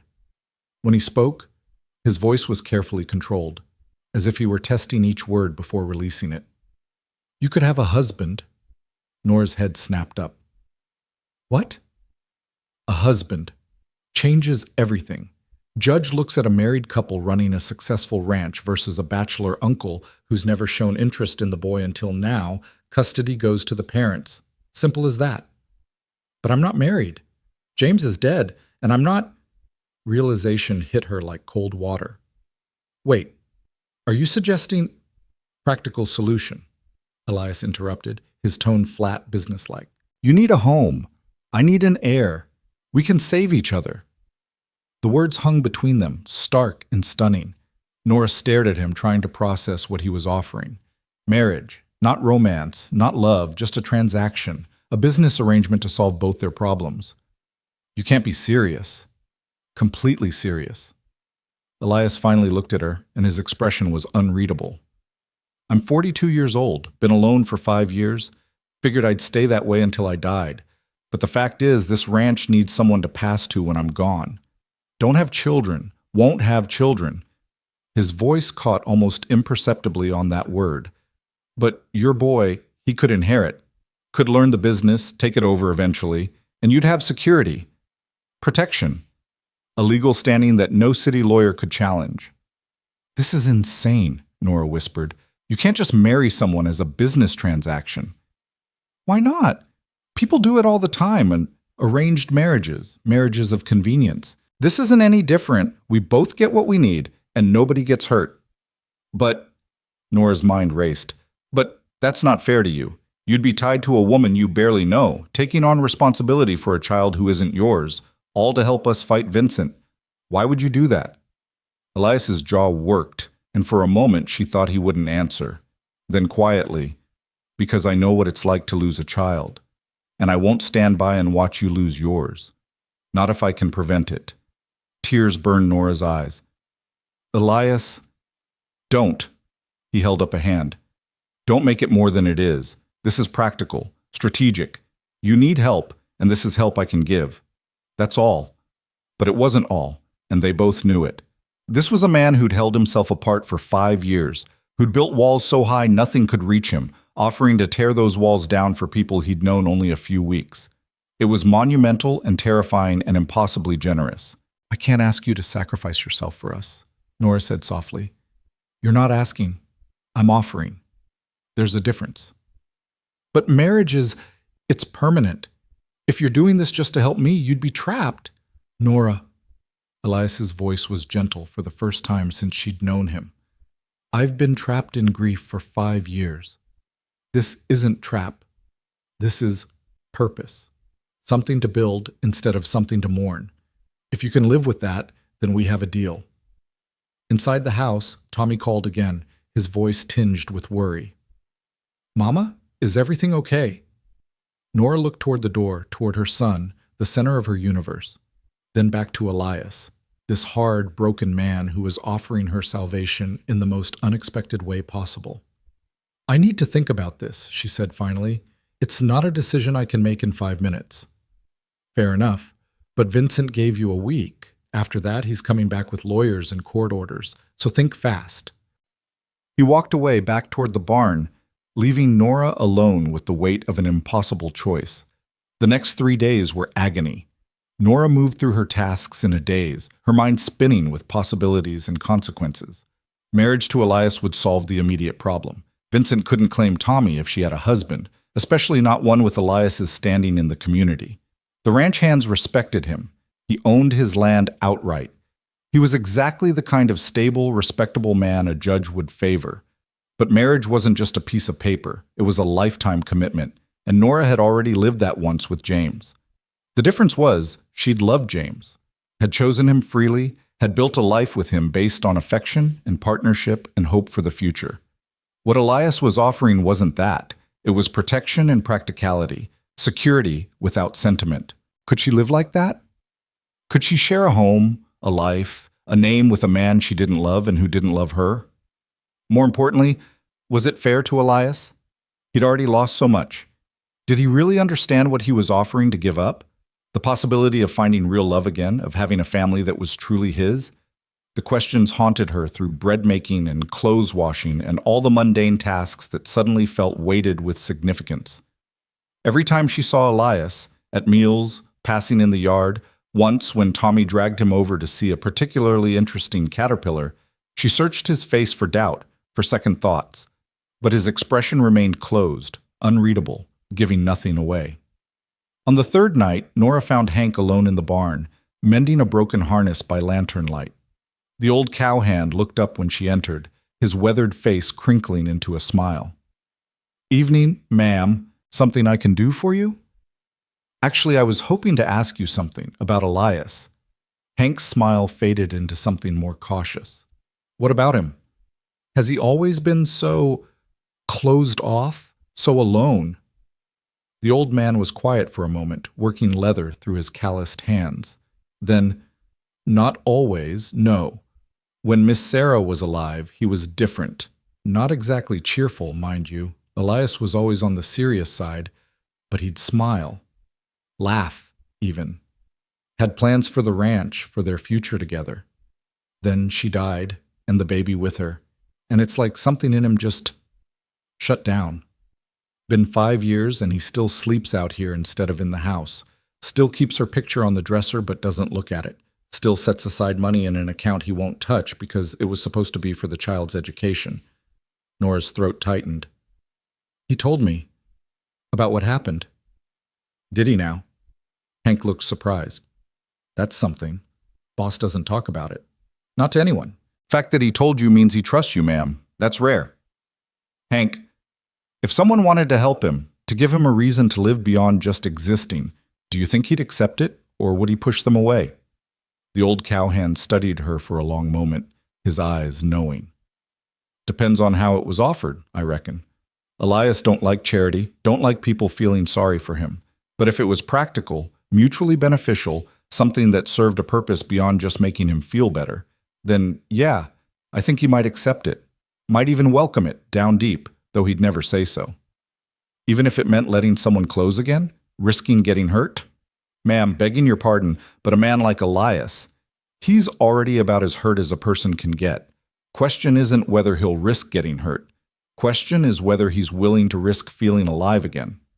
Nora left the barn with more to think about than ever, but Hank's words stayed with her, willing to risk feeling alive again.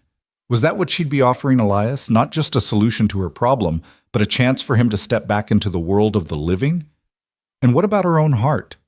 Could she marry for practicality and protection, knowing she might never feel for Elias what she'd felt for James? Or worse, could she handle it if she did develop feelings for a man who'd made it clear this was purely transactional? On the fourth day, Tommy solved the dilemma in the way only a child could, with perfect, innocent clarity. He'd been following Elias around all morning, helping with chores in the way 4-year-olds help, which mostly meant getting in the way and asking constant questions. But Elias tolerated it with what Nora now recognized as his version of patience. At lunch, Tommy climbed into the chair next to Elias instead of his usual spot beside Nora. "Mr. Elias, can I ask you something?" "Suppose so." "Are you going to be my pa now?" The room went silent. Every hand stopped eating. Nora froze with a spoonful of soup halfway to her mouth. Elias stared at the boy with something like panic in his eyes. "What makes you think that, son?" "'Cause you take care of us. And you live here with us. And you carved me a horse. And you told me a story when I had bad dreams. That's what pa's do, right? So I thought maybe you were going to be mine." Nora found her voice. "Tommy, sweetheart, Mr. Ward is just being kind. He's not—" "Would you want that?" Elias interrupted, his eyes still locked on Tommy's face. "A pa like me?" Tommy nodded vigorously. "You're strong, and you know everything about horses and cows, and you don't get mad when I ask questions, and you make Mama smile sometimes, even though she tries to hide it. So yeah, I'd like that lots." Elias's expression cracked, just for a moment, showing something raw and aching underneath. Then he composed himself and looked across the table at Nora. "Reckon that settles it then," he said quietly. "If you'll have me." It wasn't a proper proposal. There was no romance in it, no flowery words or bended knee, just a practical question from a practical man, witnessed by a table full of cowboys and one oblivious 4-year-old who'd just accidentally orchestrated the whole thing. But somehow, it was perfect. "Yes," Nora heard herself say. "Yes, I'll marry you." Tommy cheered. The hands broke into startled grins and congratulations, and Elias just nodded once, sharp and final, as if they'd just agreed on a livestock purchase rather than a lifetime commitment. "I'll ride to town this afternoon," he said. "Talk to Pastor Reynolds about a ceremony. Sooner we make it legal, sooner Vincent's claim loses standing. That work for you?" "That works fine," Nora managed, her heart pounding so hard she could barely hear herself think. "Good. Then it's settled."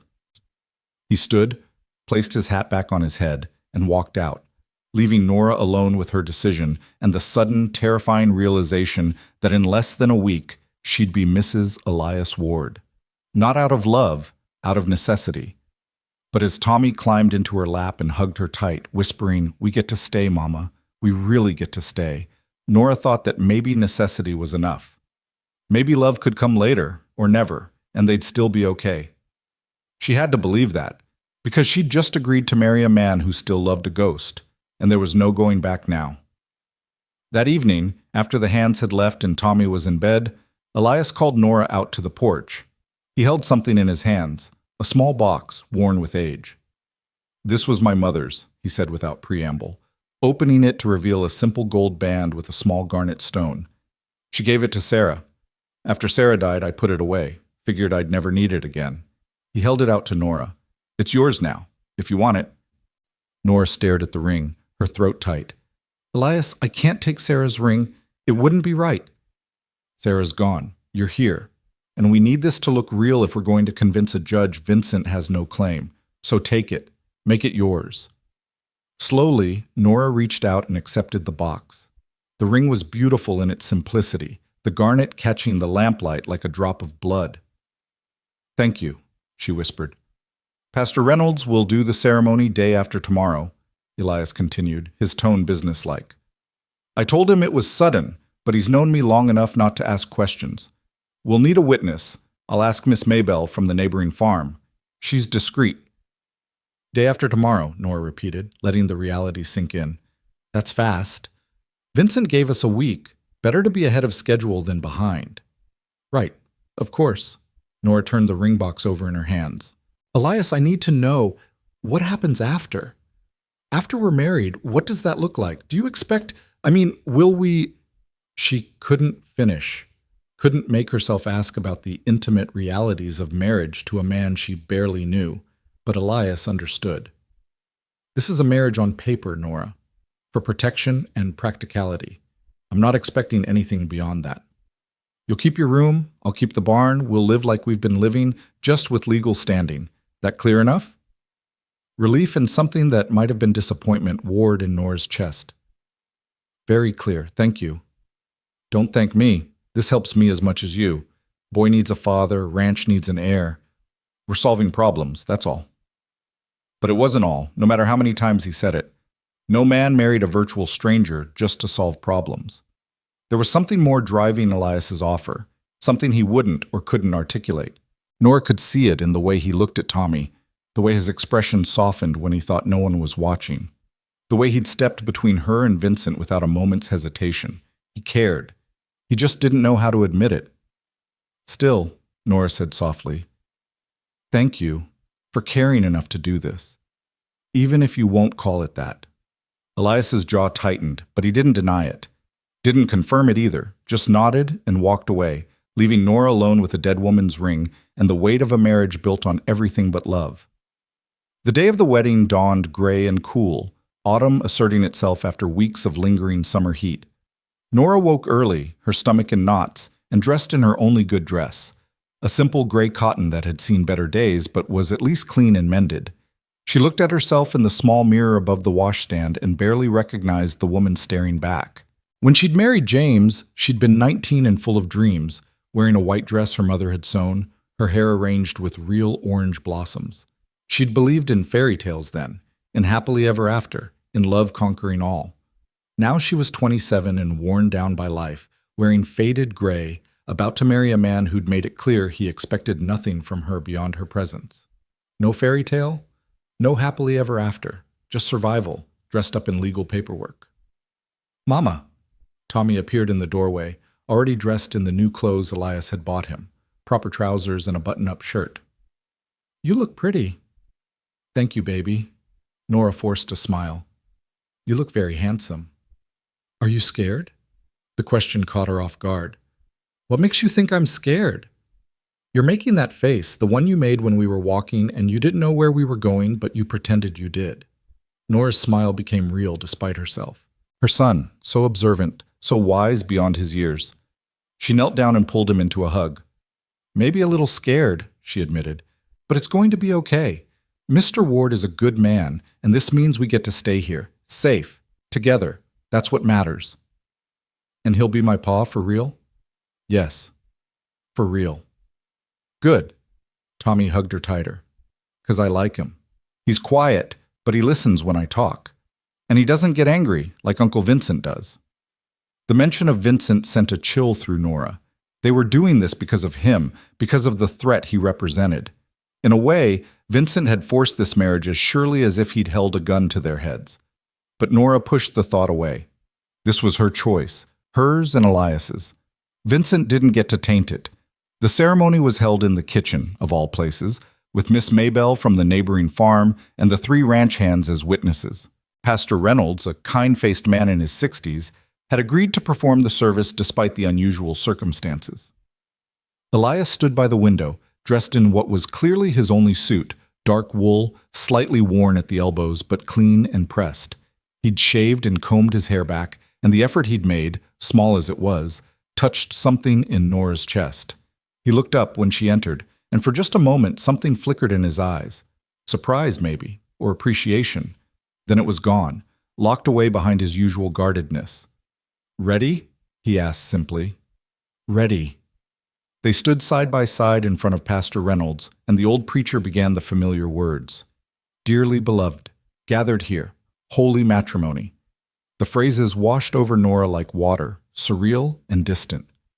This was happening. She was really doing this. "Do you, Elias Ward, take this woman to be your lawfully wedded wife, to have and to hold from this day forward, for better, for worse, for richer, for poorer, in sickness and in health, until death do you part?" "I do." Elias's voice was steady, certain. "And do you, Nora Gray, take this man to be your lawfully wedded husband, to have and to hold from this day forward, for better, for worse, for richer, for poorer, in sickness and in health, until death do you part?" Nora opened her mouth. This was the moment, the point of no return. She could still say no, could still grab Tommy and run, could take her chances with Vincent and the courts, and hope for the best. But Tommy stood beside her, his small hand gripping her skirt, his eyes bright with hope and trust. And Elias stood waiting, this hard, lonely man who'd offered her everything and asked for nothing. "I do," Nora said. Pastor Reynolds smiled. "Then by the power vested in me by the territory of Oklahoma, I pronounce you husband and wife. Elias, you may kiss your bride." The room went silent. Nora's eyes met Elias's, and she saw her own panic reflected there.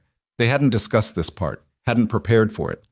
But Miss Maybelle was watching with misty eyes, and the pastor was waiting, and they needed this to look real. Elias leaned in slowly, giving her time to pull away if she wanted. Nora didn't move.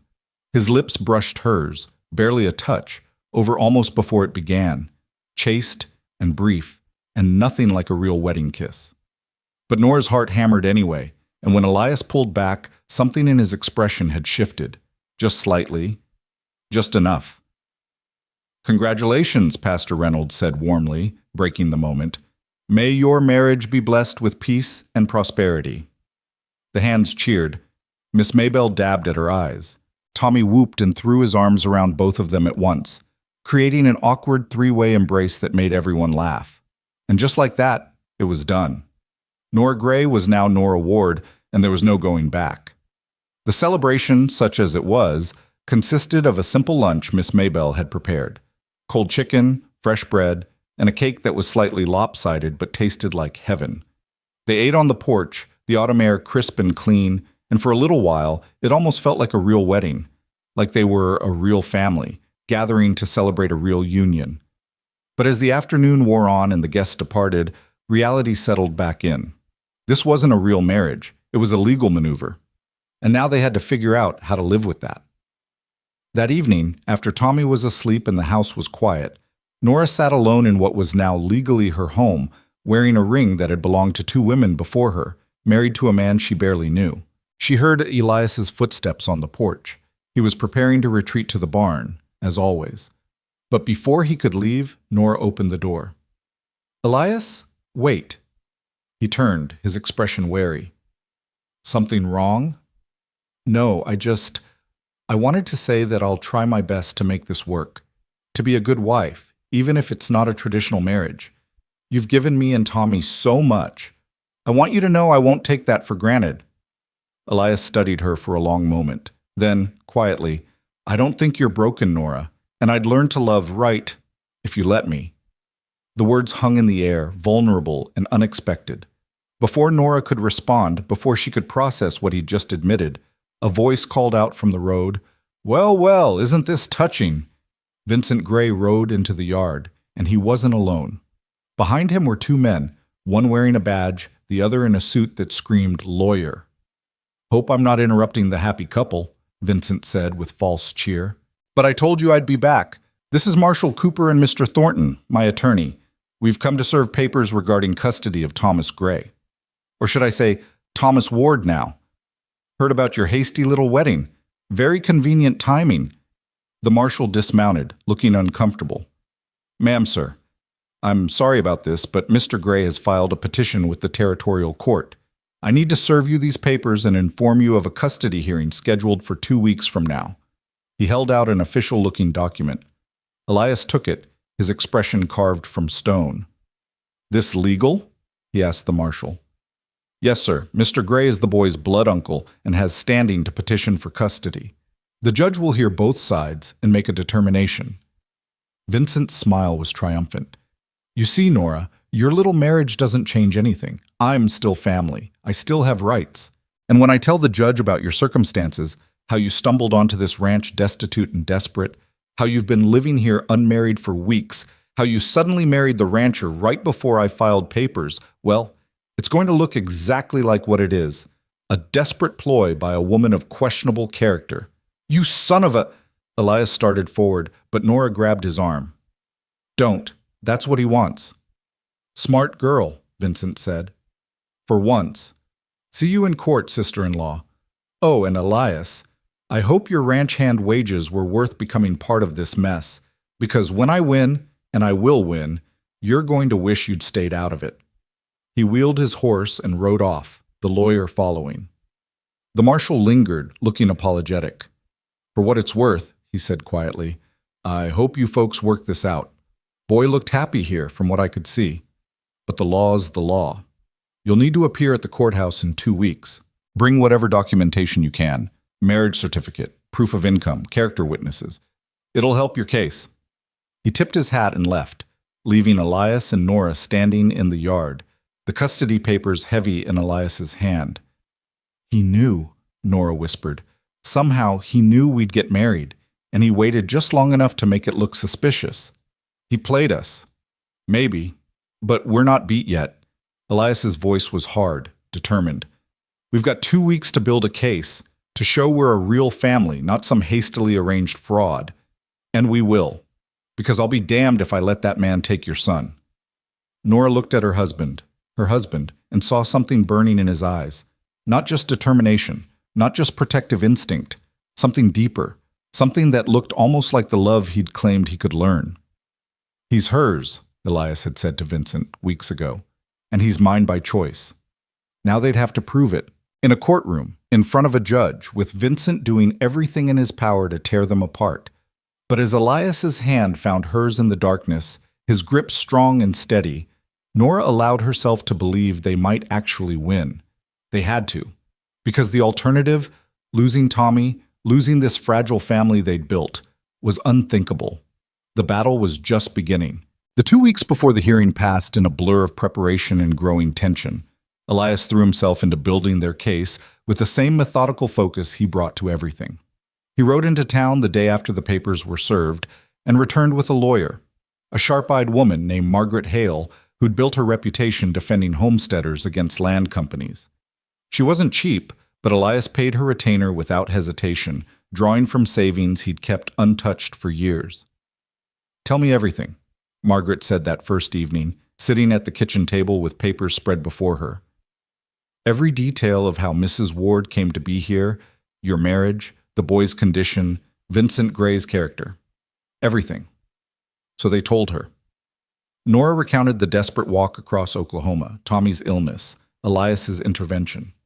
Elias explained the practical arrangement, his need for an heir, the mutual benefit. Margaret listened without judgment, taking notes in quick, precise handwriting. "The timing looks bad," she said finally. "I won't sugarcoat that. Vincent's lawyer will paint this as a fraudulent marriage designed solely to block his custody claim. We need to prove otherwise." "How?" Nora asked, her stomach nodding. "By showing you're a real family. That means documented evidence of cohabitation, joint decisions, shared responsibility for the child. Character witnesses who can testify to your fitness as parents. Financial stability. That works in your favor, Mr. Ward. The ranch is successful and debt-free. But we also need to undermine Vincent's claim that he's acting in the child's best interest." "He's not," Nora said flatly. "He wants control of Tommy's inheritance. James left money for his son's future, and Vincent thinks if he has custody, he can access it." Margaret's expression sharpened. "Can you prove that?" "No, but I know my brother-in-law. He's never shown interest in Tommy before. Never visited, never sent money after James died, never offered help when we were starving on the streets. Now suddenly he wants custody. It's about the money. It has to be. Knowing and proving are different things. But I'll dig into his finances, see if there's evidence of debt or gambling or anything that might suggest financial motivation." Margaret closed her notebook. "In the meantime, you two need to look like a married couple. That means appearing together publicly, being seen as a unit. No more sleeping in the barn, Mr. Ward." Elias's jaw tightened. "That's not—" "We agreed." "I don't care what you agreed. A judge who hears the husband sleeps in the barn will question the legitimacy of this marriage instantly. You need to share a bedroom, or at least appear to. Can you manage that?" The silence stretched uncomfortably. Nora's face burned, but she forced herself to meet Elias's eyes. "We can manage," she said quietly. "If it helps Tommy, we can manage anything." Elias nodded stiffly. "Fine. I'll move my things to the house." After Margaret left, promising to return with more questions and strategy, Nora and Elias stood in the kitchen, avoiding each other's gaze. "I'll take the spare room," Elias said finally. "The one next to yours and Tommy's. Door stays open during the day, so if anyone comes by, they see my things there." "That work?" "That works." Nora's relief was palpable. "Thank you for understanding." "This was always about practicality, Nora. Nothing's changed." But everything had changed, and they both knew it. The marriage that was supposed to be a simple legal arrangement had become a performance, and now they'd have to convince not just a judge, but an entire town that what they had was real. The next morning, Elias moved his belongings from the barn loft to the spare room, a process that took all of 10 minutes since he owned so little.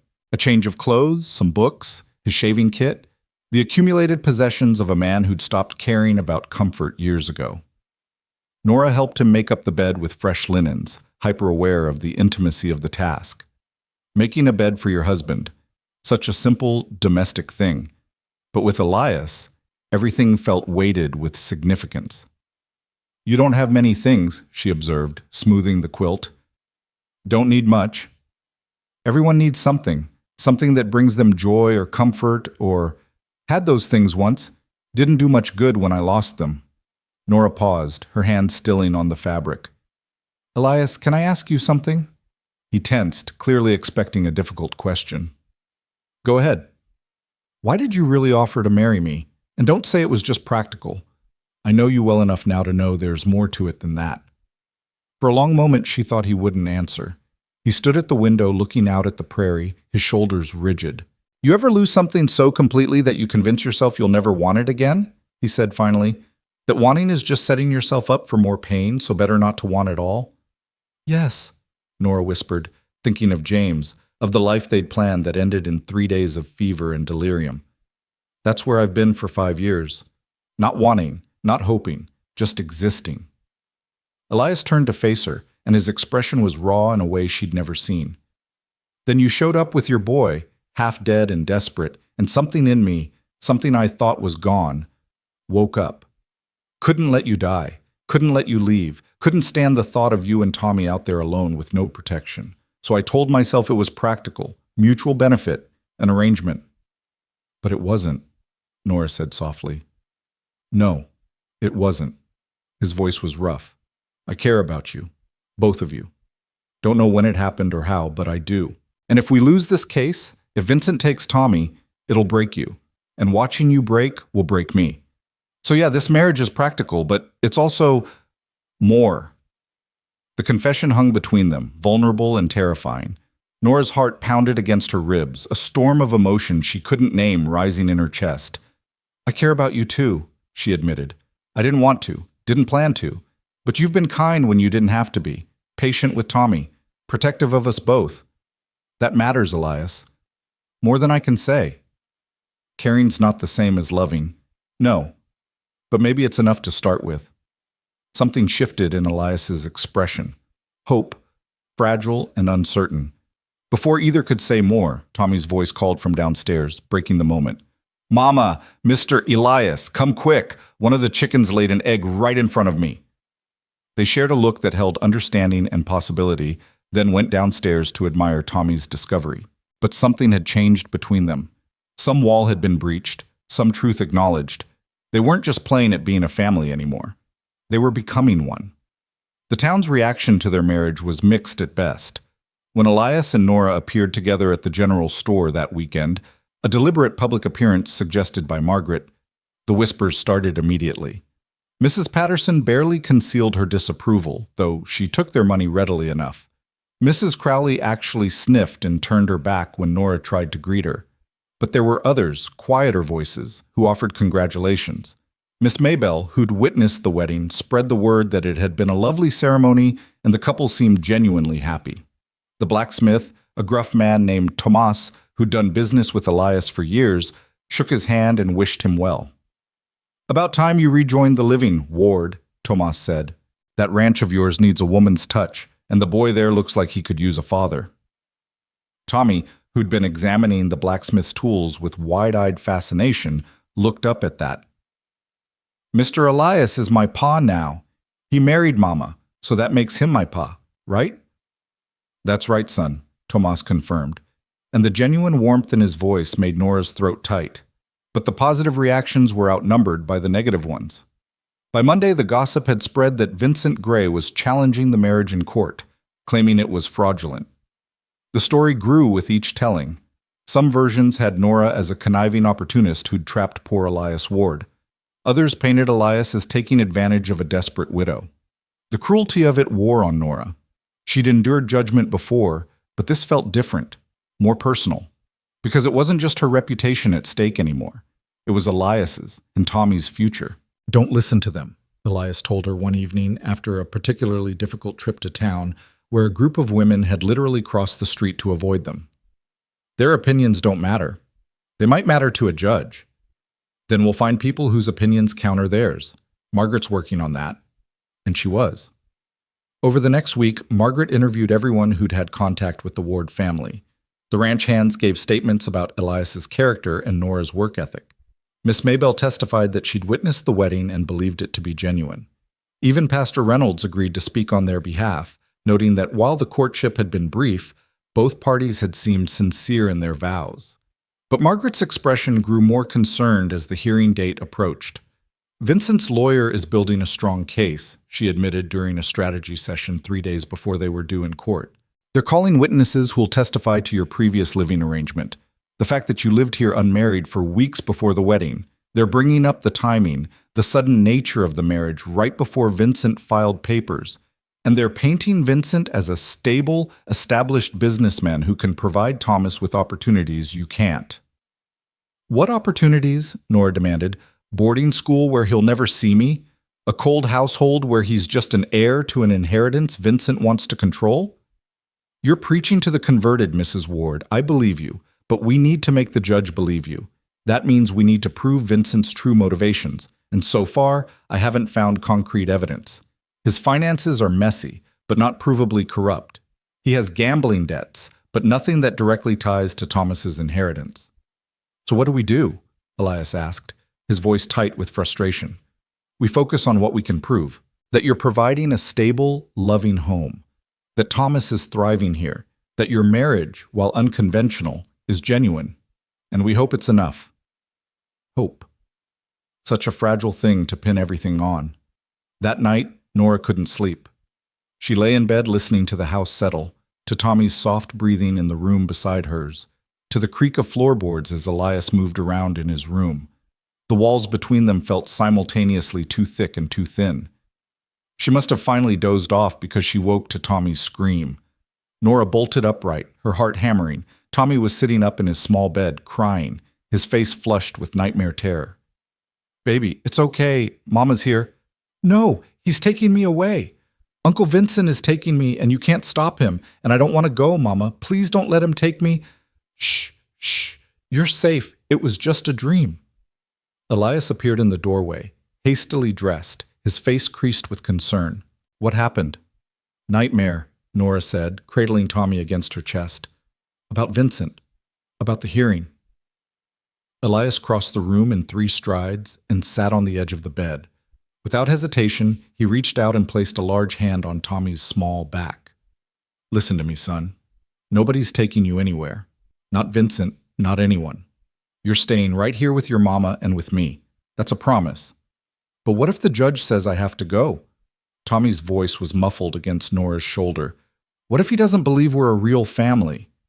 "Then we'll make him believe it," Elias said firmly. "Because we are a real family. Maybe not the way most families start, but real all the same. You understand?" Tommy pulled back enough to look at Elias with red-rimmed eyes. "You really mean that? I'm really your son?" Something in Elias's expression cracked open. Nora watched, her breath caught, as this guarded man finally let down the last of his walls. "Yeah," Elias said, his voice rough. "You're really my son. Been thinking of you that way for a while now, even if I didn't say it out loud. And nobody, not Vincent, not a judge, not anyone, is going to change that. You're mine, and your mama's. Forever." "Forever, and then some?"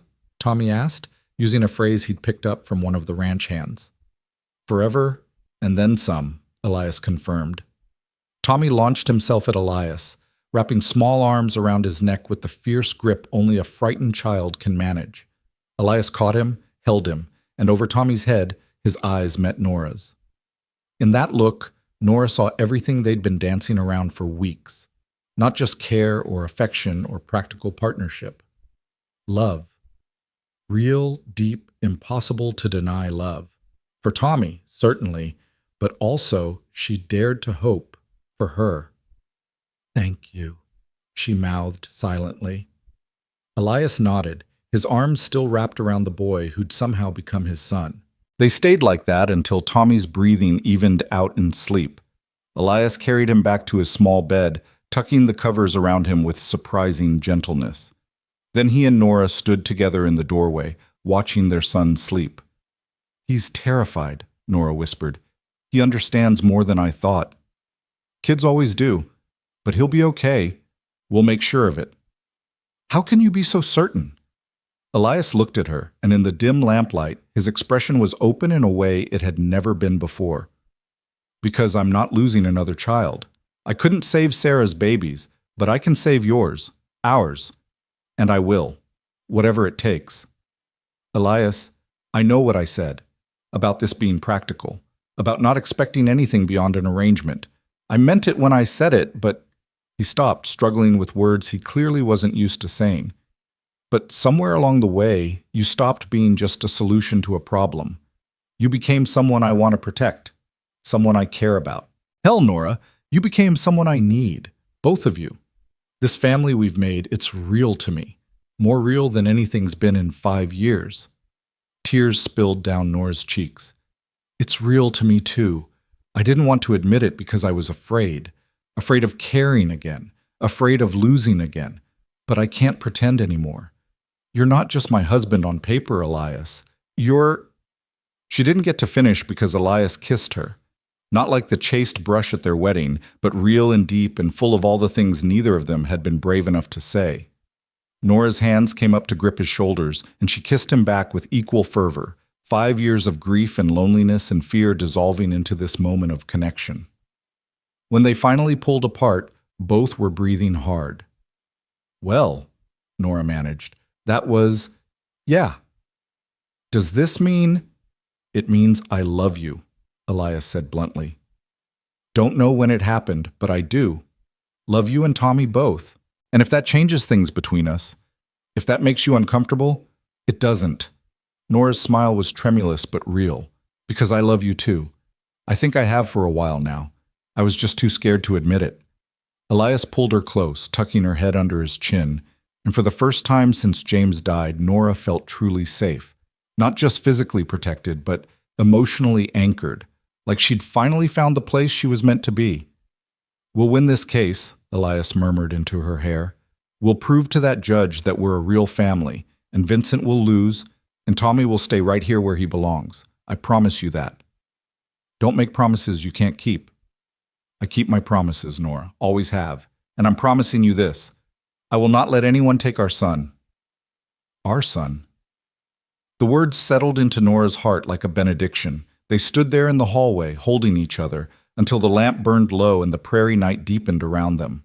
Then they parted reluctantly, each retreating to their separate rooms, but something fundamental had changed.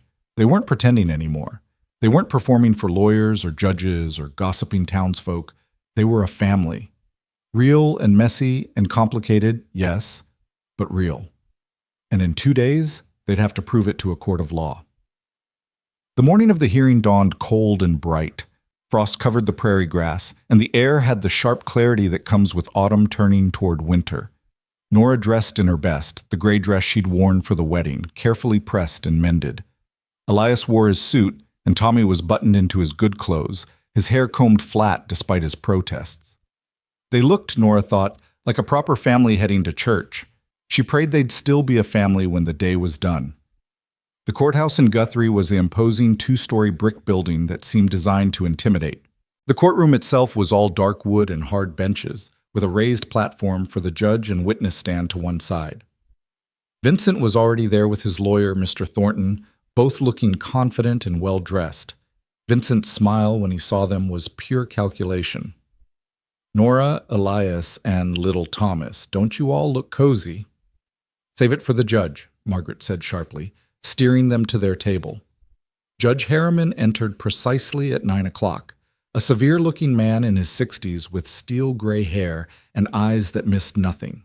He took his seat, arranged his papers, and called the court to order.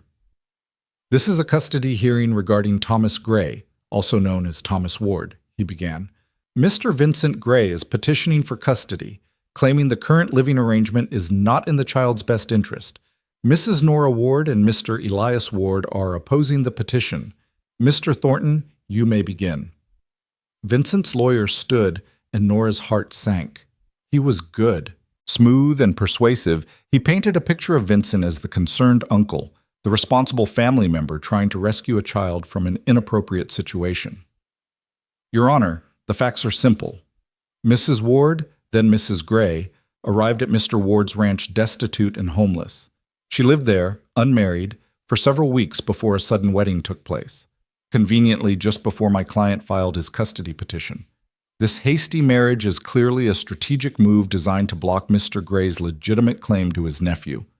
He called his first witness, Mrs. Crowley from town, who testified with relish about the scandal of Nora living at the ranch unmarried, how the whole town had talked about it, how the marriage had seemed suspicious. "It all happened so fast," Mrs. Crowley said primly.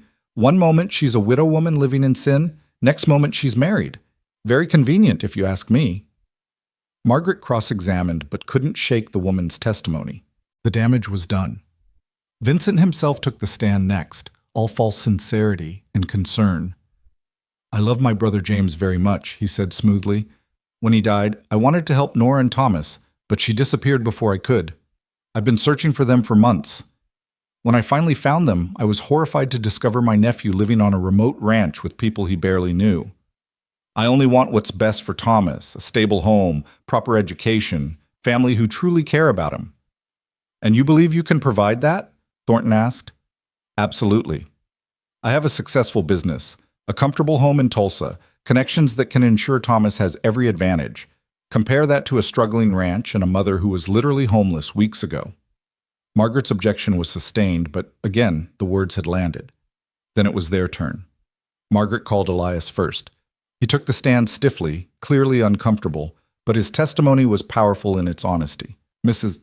Gray, Mrs. Ward now, came to my ranch in desperate circumstances, he said. Her boy was sick, she was exhausted, and I helped them because it was the right thing to do. She worked for wages, same as any hand. The marriage came later, yes, but not because of Vincent Gray's threats. It came because...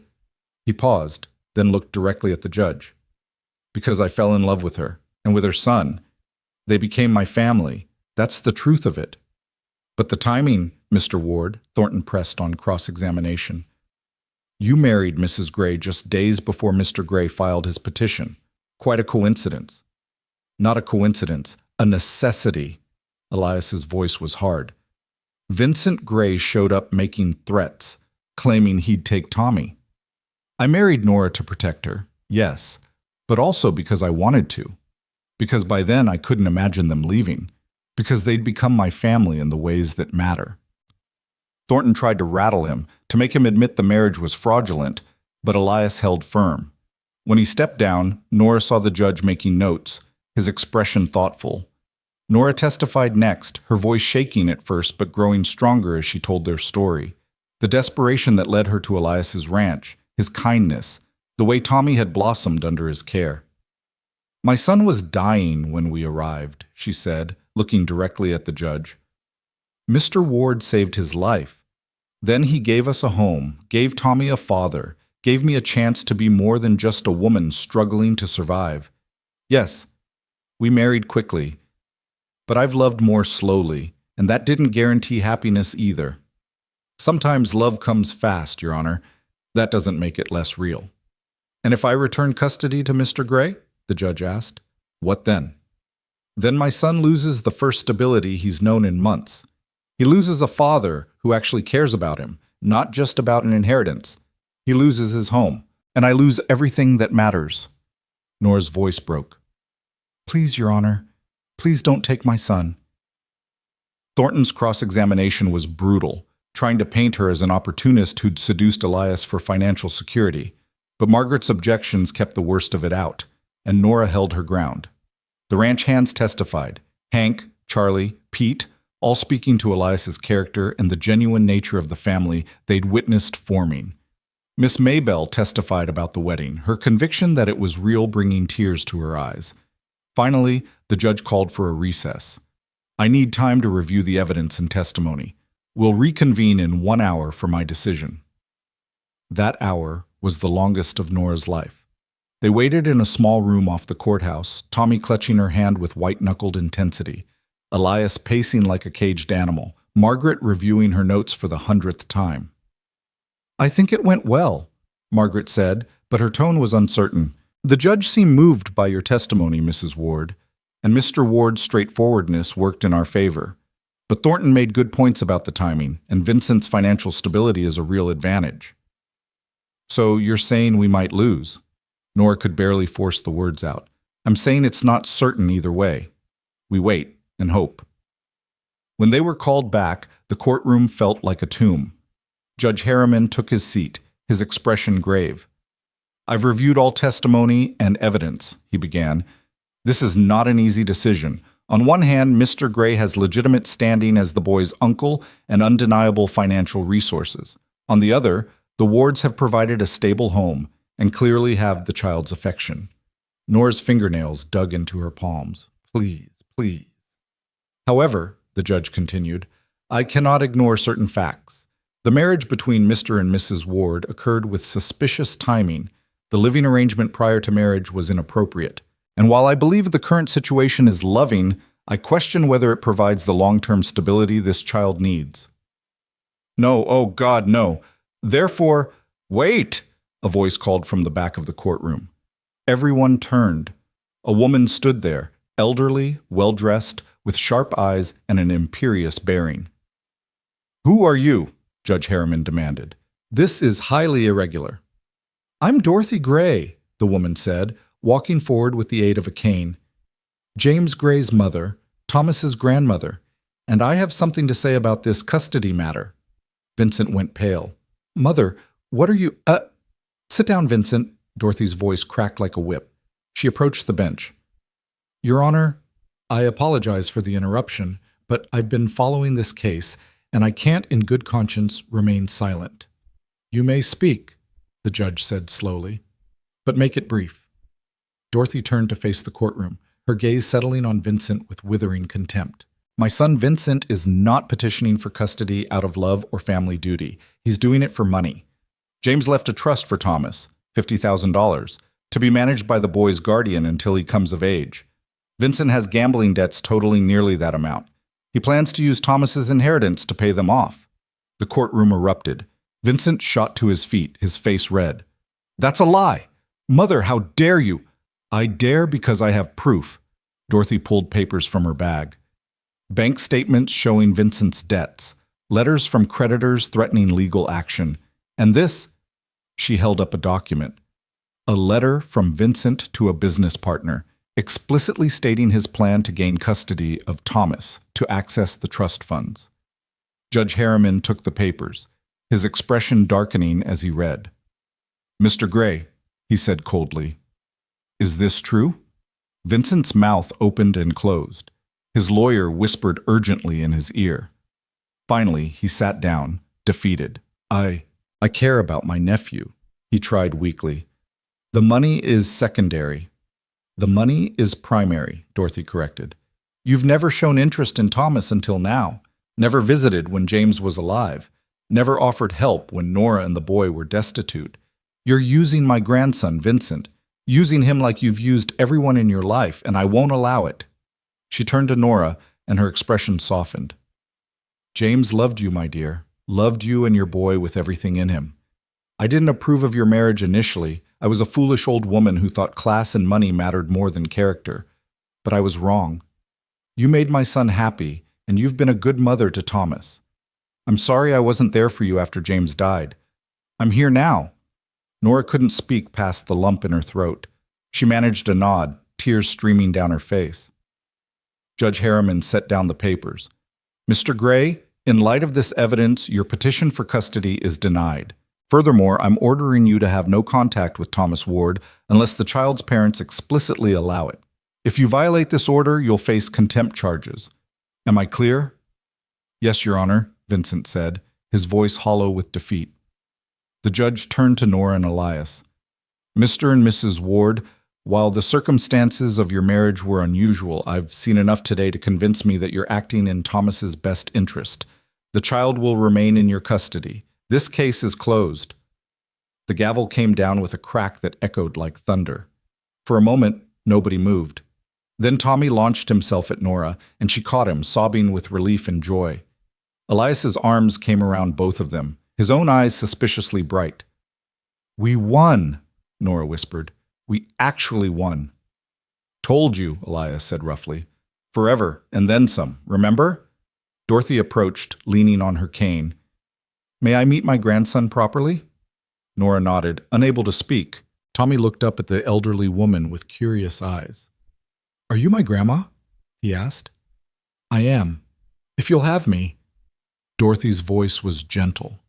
I know I wasn't there before, but I'd very much like to be part of your life now, if your parents agree. Tommy looked at Nora, who nodded through her tears.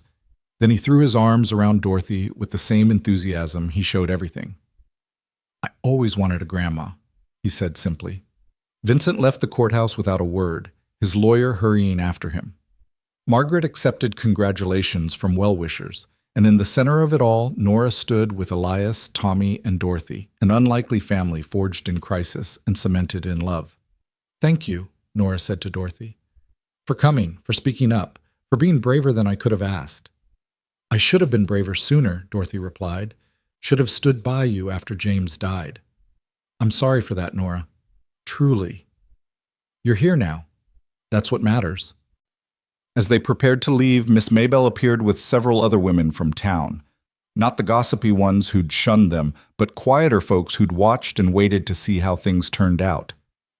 "Mrs. Ward," Miss Maybell said, "we just wanted to say we're glad things worked out. You and Mr. Ward, you've got a good thing there. Don't let small minds tell you different." The words, simple as they were, meant everything. Nora thanked her, and Elias actually smiled, small but genuine. The ride back to the ranch was peaceful, Tommy chattering excitedly about having a grandma who promised to visit soon. Nora and Elias sat close on the wagon seat, his hand covering hers on the bench between them. "You were right," Nora said softly, "about keeping your promises. Told you, I always keep them." "Then I need you to promise me something else." Elias glanced at her. "What's that?" "Promise me we'll make this real. Not just on paper, but in every way. That we'll build a life together, you and me and Tommy. A real family, not just for show, but for us." Elias brought the wagon to a stop right there in the middle of the empty prairie road. He turned to face her, his expression open and vulnerable in a way she'd once thought impossible. "Nora Ward, I promise you a real marriage, a real family, a real life together. For as long as we both live. That good enough?" "More than good enough." She leaned in and kissed him, slow and sweet and full of promise. When they finally pulled apart, Tommy was making exaggerated gagging sounds from the back of the wagon. "Grown-ups are so gross," he declared, though he was grinning. "You'll understand when you're older," Elias said, the corners of his mouth twitching. "That's what everyone always says." They started moving again, the ranch appearing in the distance as the sun angled toward afternoon. Home. It had become home without Nora quite realizing when. This land, this house, this man beside her, all of it had woven itself into her heart until she couldn't imagine being anywhere else. "Thank you," she said quietly. "For what?" "For finding us, for saving us, for loving us." Elias's hand tightened on hers. "You saved me too, Nora, brought me back to life when I thought I was done living. That's worth more than you know." As they pulled into the ranch yard, the hands emerged from the barn. Hank, Pete, and Charlie, all grinning and calling congratulations. Miss Maybell had apparently ridden ahead to spread the word, and now the whole ranch was celebrating. Charlie had even made a cake, lopsided and slightly burnt but made with genuine affection. "Figured if we won, we'd need cake," he explained. "And if we lost, we'd need cake even more." They ate on the porch as the sun set, the autumn air crisp and clean, Tommy sitting in Elias's lap and chattering about everything and nothing. Dorothy had promised to visit in 2 weeks, and Tommy was already planning what he'd show her. When the hands finally retreated to the bunkhouse and Tommy was tucked into bed, exhausted from the day's excitement, Nora and Elias found themselves alone on the porch. The stars were emerging, brilliant in the clear prairie sky, and somewhere in the distance, a coyote called to the rising moon. "Quite a day," Elias said. "Quite a life," Nora corrected. "I never imagined, when I collapsed on your land all those weeks ago, that this is where I'd end up. Happy, safe, loved." "Loved," Elias repeated, testing the word. Then, stronger. "Yeah, loved. By me. Completely." Nora leaned into him, and he wrapped his arm around her, pulling her close. "I don't think you're broken," he'd said, weeks ago, in the immediate aftermath of Vincent's threat. The words had seemed out of nowhere then, but now Nora understood. He'd been speaking to himself as much as to her.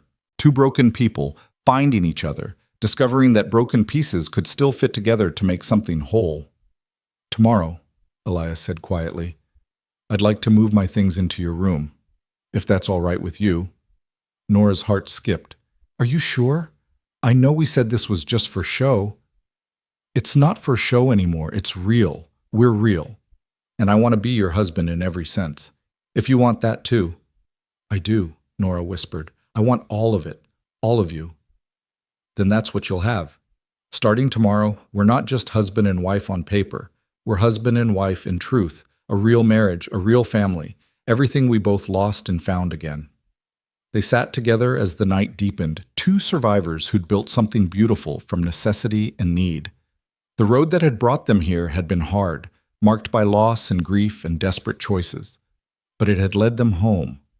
to each other, to a family neither had expected, but both had needed more than they'd known.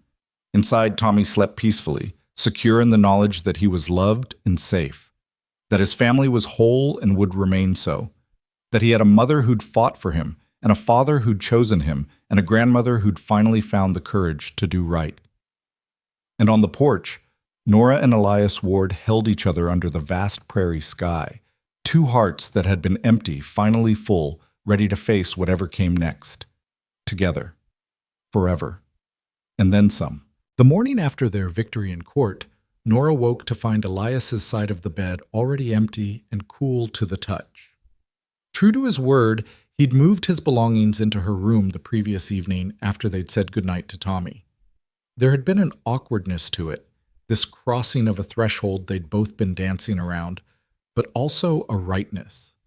When they'd finally lain down together in the darkness, Elias had pulled her close, and Nora had fallen asleep with her head on his chest, listening to the steady rhythm of his heartbeat. Now, in the gray pre-dawn light, she found him at the kitchen table with a cup of coffee, staring out the window at the awakening prairie. He looked peaceful in a way she'd never seen him. Shoulders relaxed, the constant tension he carried finally eased. "Couldn't sleep?" she asked softly. He turned, and his smile was small but genuine. "Slept better than I have in 5 years, actually. Just woke early out of habit. Didn't want to disturb you." Nora poured herself coffee and joined him. Outside, the sky was beginning to lighten, painting everything in shades of rose and gold. It was going to be a beautiful day. "I keep thinking I'll wake up and find out yesterday was a dream," she admitted. "That we didn't really win, that Tommy's not really safe. It was real. We won. He's safe." Elias reached across the table and took her hand. "And we get to figure out what comes next, together." What came next, as it turned out, was life. Beautiful, ordinary, complicated life. Tommy adjusted to calling Elias Pa with the easy acceptance of childhood. Within days, it was as if there'd never been any other name for the man who taught him to ride, who carved him toys in the evenings, who listened patiently to his endless stream of questions about everything from why cows had 4 stomachs to whether stars were really just holes in the sky letting heaven's light through. "Pa, look what I found," became a constant refrain. Tommy dragging Elias over to examine interesting rocks, unusual bugs, a bird's nest that had fallen from a tree. And Elias, who'd spent 5 years speaking as little as possible, found himself explaining the world to a curious 4-year-old with something approaching joy. Nora watched these interactions with a fullness in her chest that sometimes made it hard to breathe. This was what she'd wanted for Tommy, a father who was present, engaged, loving. She'd never imagined finding it in a silent rancher who'd been more ghost than man when they first met. The ranch hands noticed the change too. Hank cornered Nora one afternoon while she was hanging laundry. "Don't know what you did to the boss, ma'am, but he's a different man. Smiled yesterday. Actually smiled, not just that thing he does with his mouth when he's being polite. Haven't seen that since Miss Sarah was alive." "I think we saved each other," Nora said simply. "He gave us a home, and we gave him a reason to live in it. Well, whatever it is, keep doing it. Place feels alive again." The town's attitude shifted gradually, like ice melting under a reluctant spring sun. Mrs. Crowley and her ilk still sniffed disapprovingly when Nora passed, but they were outnumbered now by people who'd heard about the court case, who'd seen Vincent Gray exposed as the manipulative fortune hunter he was, who'd witnessed Dorothy Gray publicly embrace her daughter-in-law and grandson. Miss Maybelle became a regular visitor, bringing fresh eggs and gossip in equal measure. She'd taken to Tommy immediately, and the boy had adopted her as a sort of honorary aunt. Other women began following her lead, tentatively at first, then with growing warmth. An invitation to a quilting bee, a friendly wave at church, small gestures that added up to acceptance. "You're one of us now," Miss Maybelle said one afternoon over tea. "A proper rancher's wife. The old biddies can fuss all they want, but facts are facts. You and Elias have something real, and folks can see it." Nora thought about that conversation later, alone in the kitchen while preparing dinner. Something real. Yes, that's exactly what they had. It had started as a transaction, evolved into a strategy, and somehow transformed into genuine partnership, into love. The physical aspect of their marriage had unfolded gradually, naturally, like everything else between them. That first night sharing a bed, they'd simply held each other. The second night, Elias had kissed her goodnight, soft and sweet and full of restrained want. By the end of the first week, the restraint had burned away, replaced by passionate need and tender discovery. Elias was a careful lover, attentive and patient, always making sure Nora was comfortable and willing. There was a vulnerability to him in those intimate moments, a dropping of the walls he kept up for the rest of the world. Sometimes afterward, he'd trace patterns on her skin and talk about Sarah, about the guilt he'd carried for not being able to save her, about how loving Nora felt like both betrayal and redemption. "She'd want you to be happy," Nora would tell him, "to live, not just survive." "I know, doesn't make it less complicated." Love is always complicated, but that doesn't make it wrong. 2 weeks after the hearing, Dorothy Gray arrived for her promised visit. She came in a hired carriage loaded with gifts, toys for Tommy, books for the house, practical items like new linens and kitchen equipment. But more valuable than any material gift was her presence itself, the bridge she was building to the grandson she'd neglected. Tommy took to her immediately, charmed by this grandmother who listened to his stories with genuine interest and didn't talk down to him. Dorothy, for her part, seemed determined to make up for lost time. "He has James's eyes," she said to Nora one evening while Tommy was showing Elias a trick he'd learned with his wooden horse, "and his father's gentle nature. You've done well with him, Nora, despite everything." "I had help," Nora replied, nodding toward Elias. Dorothy followed her gaze. "Yes, Mr. Ward is quite something, isn't he? Not what I would have chosen for you, perhaps, but exactly what you needed. Sometimes life works out better than our careful plans." "I'm learning that." Dorothy stayed for a week, and by the time she left, she'd extracted promises of regular visits and letters. She'd also quietly handed Nora papers related to Tommy's trust fund, properly administered now, safe from Vincent's grasping hands. "James wanted this for his son's education and future," Dorothy explained. "It'll be there when Thomas needs it. In the meantime, I've arranged for a small monthly allowance to help with expenses. Not charity," she added quickly when Nora started to protest. "Investment in my grandson's well-being. Please accept it." Nora did, touched by the gesture and the implicit acknowledgement that while Elias could provide for them, every little bit helped a growing family. As autumn deepened into winter, the ranch settled into new rhythms. Morning chores done together, Tommy helping, with enthusiasm, if not efficiency. Midday meals with the hands, the kitchen filled with warmth and conversation. Evenings in the parlor, Elias working on ranch accounts while Nora mended or read, Tommy playing on the floor until he fell asleep and had to be carried to bed. These were the moments Nora treasured most, the quiet, ordinary ones that made up a life. Nothing dramatic or exciting, just the steady accumulation of days lived together.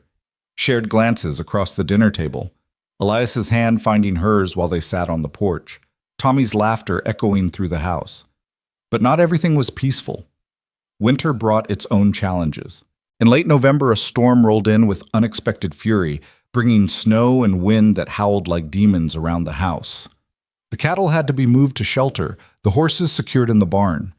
Elias and the hands worked around the clock, and Nora kept coffee and food coming, knowing the men needed fuel to work in such brutal conditions.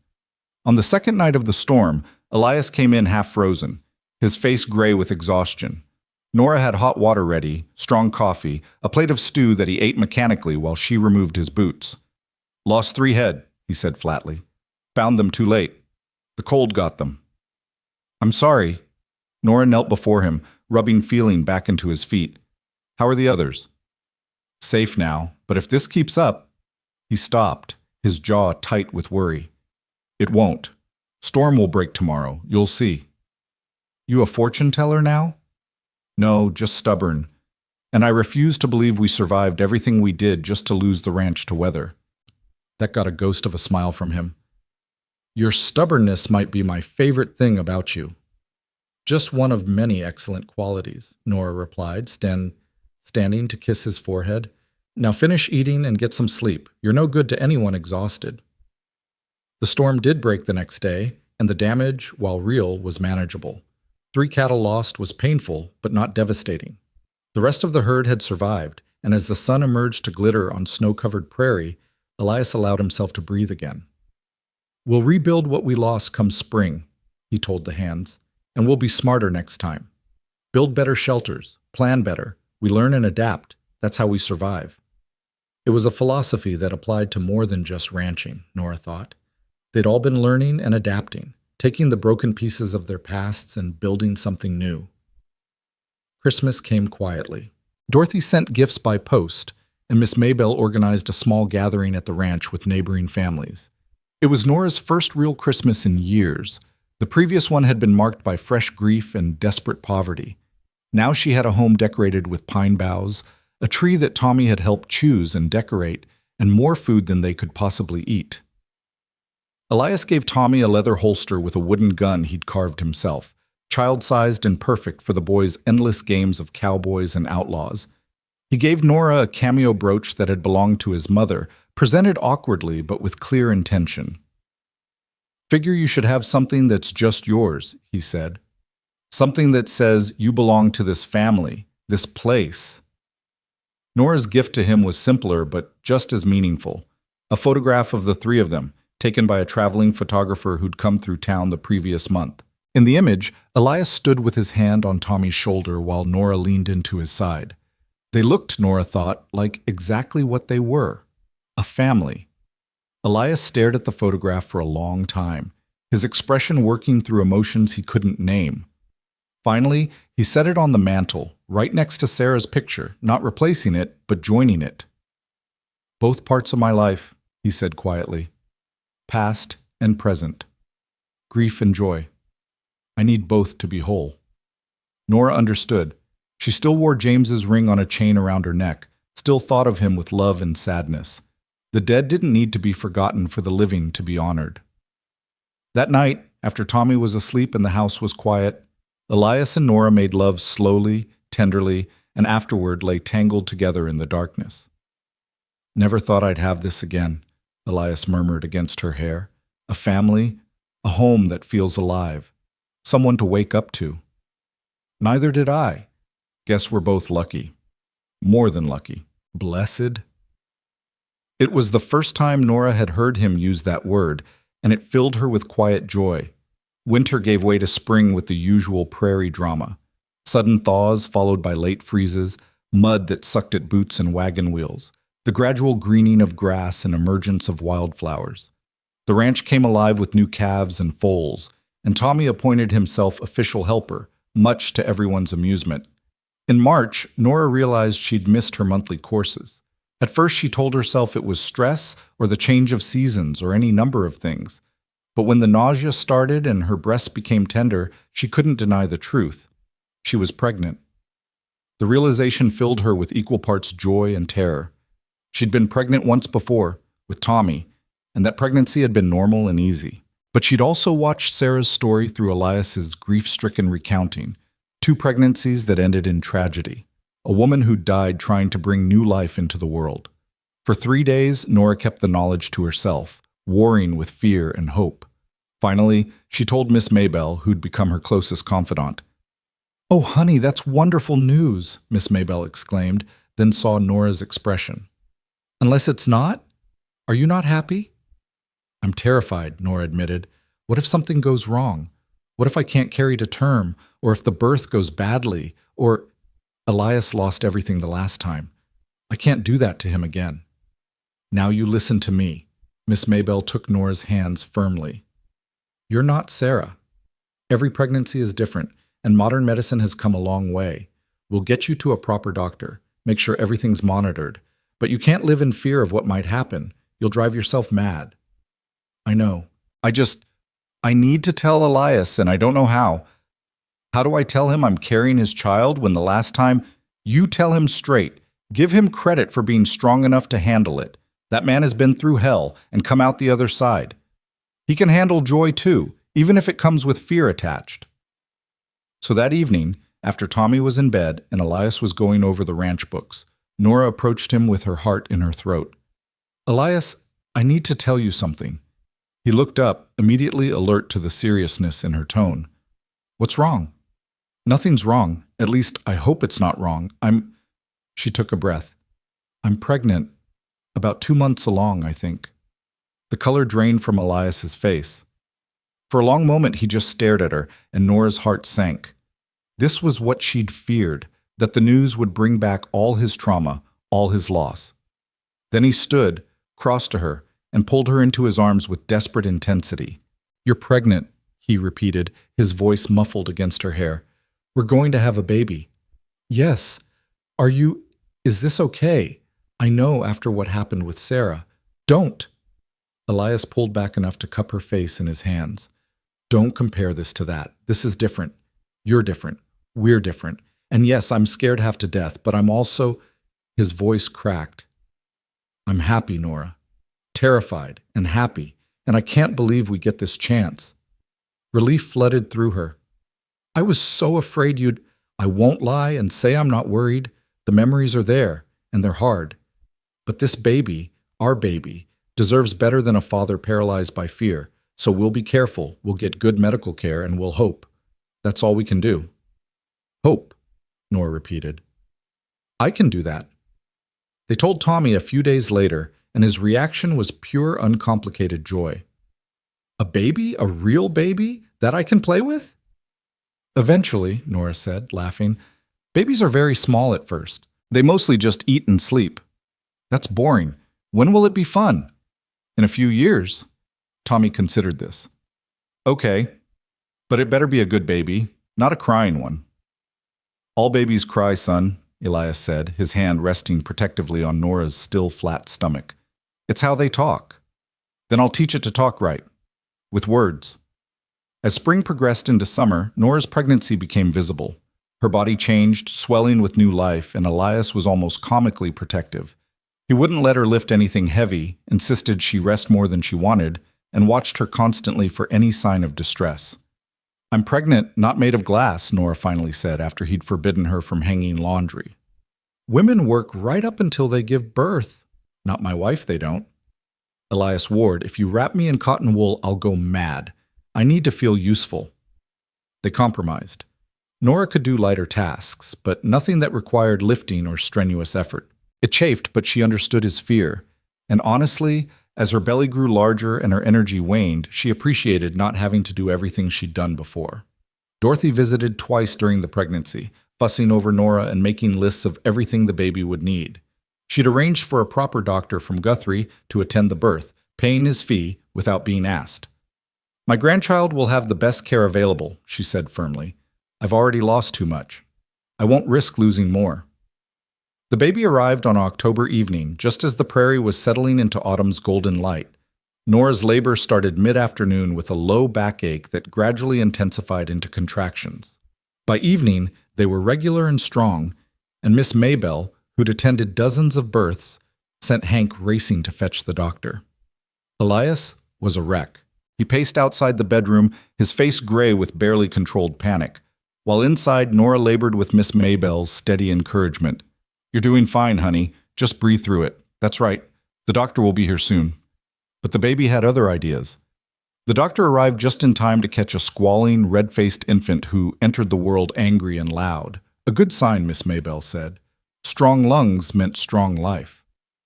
It's a girl, the doctor announced, cleaning the baby and wrapping her in soft cloth. Small but healthy. Congratulations, Mrs. Ward. Nora, exhausted and euphoric, held her daughter for the first time and wept. She was perfect, tiny and wrinkled and absolutely perfect. Dark hair like Elias, nose like Nora, and her father's dark eyes already alert and curious about this strange new world. Elias, Miss Maybelle called to the door. You can come in now. He entered slowly, his face a mask of fear and hope. When he saw Nora sitting up, holding the baby, alive and well and smiling, something in him broke open. He crossed the room in 3 strides and knelt beside the bed. Nora, are you? We're both fine. Perfect. Come meet your daughter. Elias looked at the tiny bundle in Nora's arms with wonder and terror. She's so small. She'll grow. Here. Nora carefully transferred the baby to Elias's arms, showing him how to support her head. Say hello to your pa, little one. The baby yawned, unconcerned with the momentous occasion, and made a small mewling sound. Elias stared down at her, and tears began sliding down his weathered face. She's really here. Really alive. Really ours. Really ours, Nora confirmed. What should we name her? They'd discussed names but never settled on one, waiting to see what felt right once the baby arrived. Now, holding his daughter, Elias said quietly, Hope. I want to name her Hope. Hope, Nora repeated, testing it. Hope Ward. It's perfect. Hope Sarah Ward, Elias added, for what she represents and what came before. If that's all right with you. It's more than all right. It's beautiful. Tommy was allowed in next, creeping forward cautiously to peer at his new sister. She's really small, he observed, and kind of red. She'll get bigger and less red, Elias assured him. But she's your sister, Tommy. That means you have to help protect her and teach her things. Think you can do that? Tommy straightened, taking the responsibility seriously. I can do that. I'll be the best big brother ever. I know you will, son. The first weeks with Hope were exhausting and wonderful in equal measure. She woke every few hours to nurse, cried with impressive volume, and required constant attention. But she was also perfect. The soft weight of her in Nora's arms, the milky smell of her breath, the way she'd grasp Nora's finger with her tiny hand and hold on with surprising strength. Elias was besotted. When Nora was too exhausted to function, he'd walk the floors with Hope, murmuring to her about the ranch, about horses and cattle, about the prairie stars. Tommy helped in his 4-year-old way, fetching diapers and singing to his sister when she fussed. They were, Nora thought during one particularly sleepless night, a real family in every sense, messy and complicated and bound together by love that had grown from the most unlikely circumstances. Winter came again, their second on the ranch, but this time they were prepared. Better shelters for the cattle, more supplies laid in, systems in place. The storm that hit in January was fierce, but they weathered it with minimal losses. Spring brought Hope's first birthday, a small celebration with cake and presents, and Tommy insisting his sister needed a wooden horse like his, even though she was far too young to play with it yet. Elias carved one anyway, setting it aside for when she was older. Summer saw Tommy turn 5 and start learning to read from books Dorothy sent. He was bright and curious, soaking up knowledge like prairie soil soaking up rain. Elias taught him about the ranch, showing him how to care for animals, how to read weather signs, how to be responsible. He'll make a good rancher someday, Elias told Nora one evening while they watched Tommy carefully brush one of the gentler horses. If that's what he wants, and if it's not, then he'll be good at whatever he chooses. We'll make sure he has options, education, opportunities. He won't be limited by circumstance like we were. We turned out all right. We survived. I want more than survival for our kids. I want them to thrive. Our kids. The casual way he said it, including Tommy without distinction from Hope, made Nora's heart swell. That fall, Dorothy moved permanently to a house in Redemption, declaring that she was too old to keep traveling back and forth and she wanted to be close to her grandchildren. Her presence became a regular fixture in their lives. Weekly dinners, impromptu visits, help with the children when Nora and Elias needed it. Never thought I'd end up a frontier grandmother, she said one evening, dandling Hope on her knee while Tommy showed her his latest drawings. But I have to say, I prefer this to Tulsa society. More real, more honest. No regrets about leaving? Nora asked. Only that I didn't do it sooner. Family matters more than status, Nora. Took me too long to learn that, but I learned it. By their second anniversary, life had settled into comfortable patterns. The ranch was thriving, expanded with additional land purchased from a neighbor who decided to move east. The cattle herd had grown to 300 head, requiring 2 additional hands who lived in the expanded bunkhouse. Financially, they were stable, not wealthy, but comfortable enough that Nora no longer worried about where the next meal would come from. Tommy's trust fund sat untouched, growing for his future. Hope was healthy and hitting all her milestones. The house was filled with life and laughter. On their anniversary evening, Elias surprised Nora with a picnic up on the ridge overlooking the ranch. They left the children with Dorothy and rode out together, carrying blankets and food and a bottle of wine Dorothy had gifted them. The view from the ridge was spectacular, miles of prairie stretching in every direction, the ranch buildings small but solid below, cattle dotting the landscape like dark stones. The sun was setting, painting everything in gold and crimson. "I used to come up here after Sarah died," Elias said as they spread the blanket. "Sit and think about whether any of it was worth it. The ranch, the work, the endless days. Couldn't see the point anymore. And now? Now I see everything. The life we've built, the family we're raising, the future instead of just the past." He pulled her close. "You gave me that, Nora. You and the kids. You gave me reasons to keep going. You gave us reasons too. Safety, home, love we didn't dare hope for." They ate and watched the stars emerge, talking about everything and nothing. Plans for the ranch, concerns about the children, memories of how they'd met. "I still can't believe you opened your barn to us," Nora said. "A desperate woman and her sick child. You could have sent us away. Couldn't have lived with myself if I had. And I'm selfish enough to be glad I didn't. Can't imagine life without you now. Any of you. Good, because you're stuck with us. Forever and then some, remember?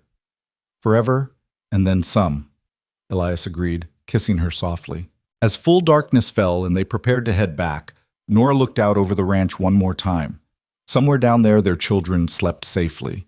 Their home stood solid against the prairie wind. Their life, built from desperation and determination and unexpected love, continued its steady rhythm. She thought of that first day, stumbling onto Elias's land with death breathing down her neck and nowhere else to turn. She'd been looking for temporary shelter, a brief respite before moving on to wherever the road led next. Instead, she'd found forever. Not the neat fairy tale forever of storybooks, but the messy, real forever of actual life, complete with hard work and difficult moments and fears that never quite went away, but also with joy and love and the daily miracle of waking up safe and wanted. "Ready to go home?" Elias asked, holding out his hand. Nora took it, letting him pull her to her feet. "Always." They rode back through the darkness, guided by starlight and the lamp Miss Maybelle had left burning in the window. As they approached, they could see Dorothy through the window, rocking Hope, while Tommy sat at her feet, playing with his wooden horses. Home. Family. Everything Nora had lost and found again in the most unexpected way. "Thank you," she said to Elias as they dismounted. "For what?" "For being brave enough to open your door, for caring enough to let us stay, for loving us enough to make us yours. Nora Ward, I'm the one who should be thanking you. You brought light back into a house that had been dark for too long. You and Tommy and Hope, you're my second chance, my redemption." "Then we saved each other," Nora said simply, "and we'll keep saving each other, every day, for as long as we live." They walked into the house together, greeted by Tommy's excited chatter about the baby saying a new sound and Dorothy's amused commentary. Hope reached for Elias with chubby arms, and he scooped her up, pressing a kiss to her dark curls. Tommy attached himself to Nora's skirts, showing her a picture he'd drawn of their family, stick figures holding hands in front of a house with a barn. "This is us," he explained unnecessarily, "all together, forever." "Forever and then some," Nora agreed, meeting Elias's eyes over the children's heads. In that moment, with her family gathered around her and lamplight warming the kitchen of their prairie home, Nora understood that this was what redemption looked like. Not dramatic or perfect, but real and earned. Built one day at a time by people who refused to let their broken past define their futures. The prairie wind sang its endless song outside, carrying away the old sorrows and bringing in new possibilities. And inside, the Ward family, forged in desperation, cemented in determination, perfected in love, settled in for another peaceful evening. Tomorrow would bring its own challenges. The ranch would need tending, the children would need raising, life would continue its complicated dance, but they'd face it together, this unlikely family bound not by blood alone, but by choice and commitment and love fierce enough to overcome anything. Some stories begin with once upon a time. This one began with a woman at the end of her rope and a man at the end of his hope. And it ended, or rather continued, with both of them finding exactly what they needed in the last place they expected to look, in each other. Forever, and then some. The end.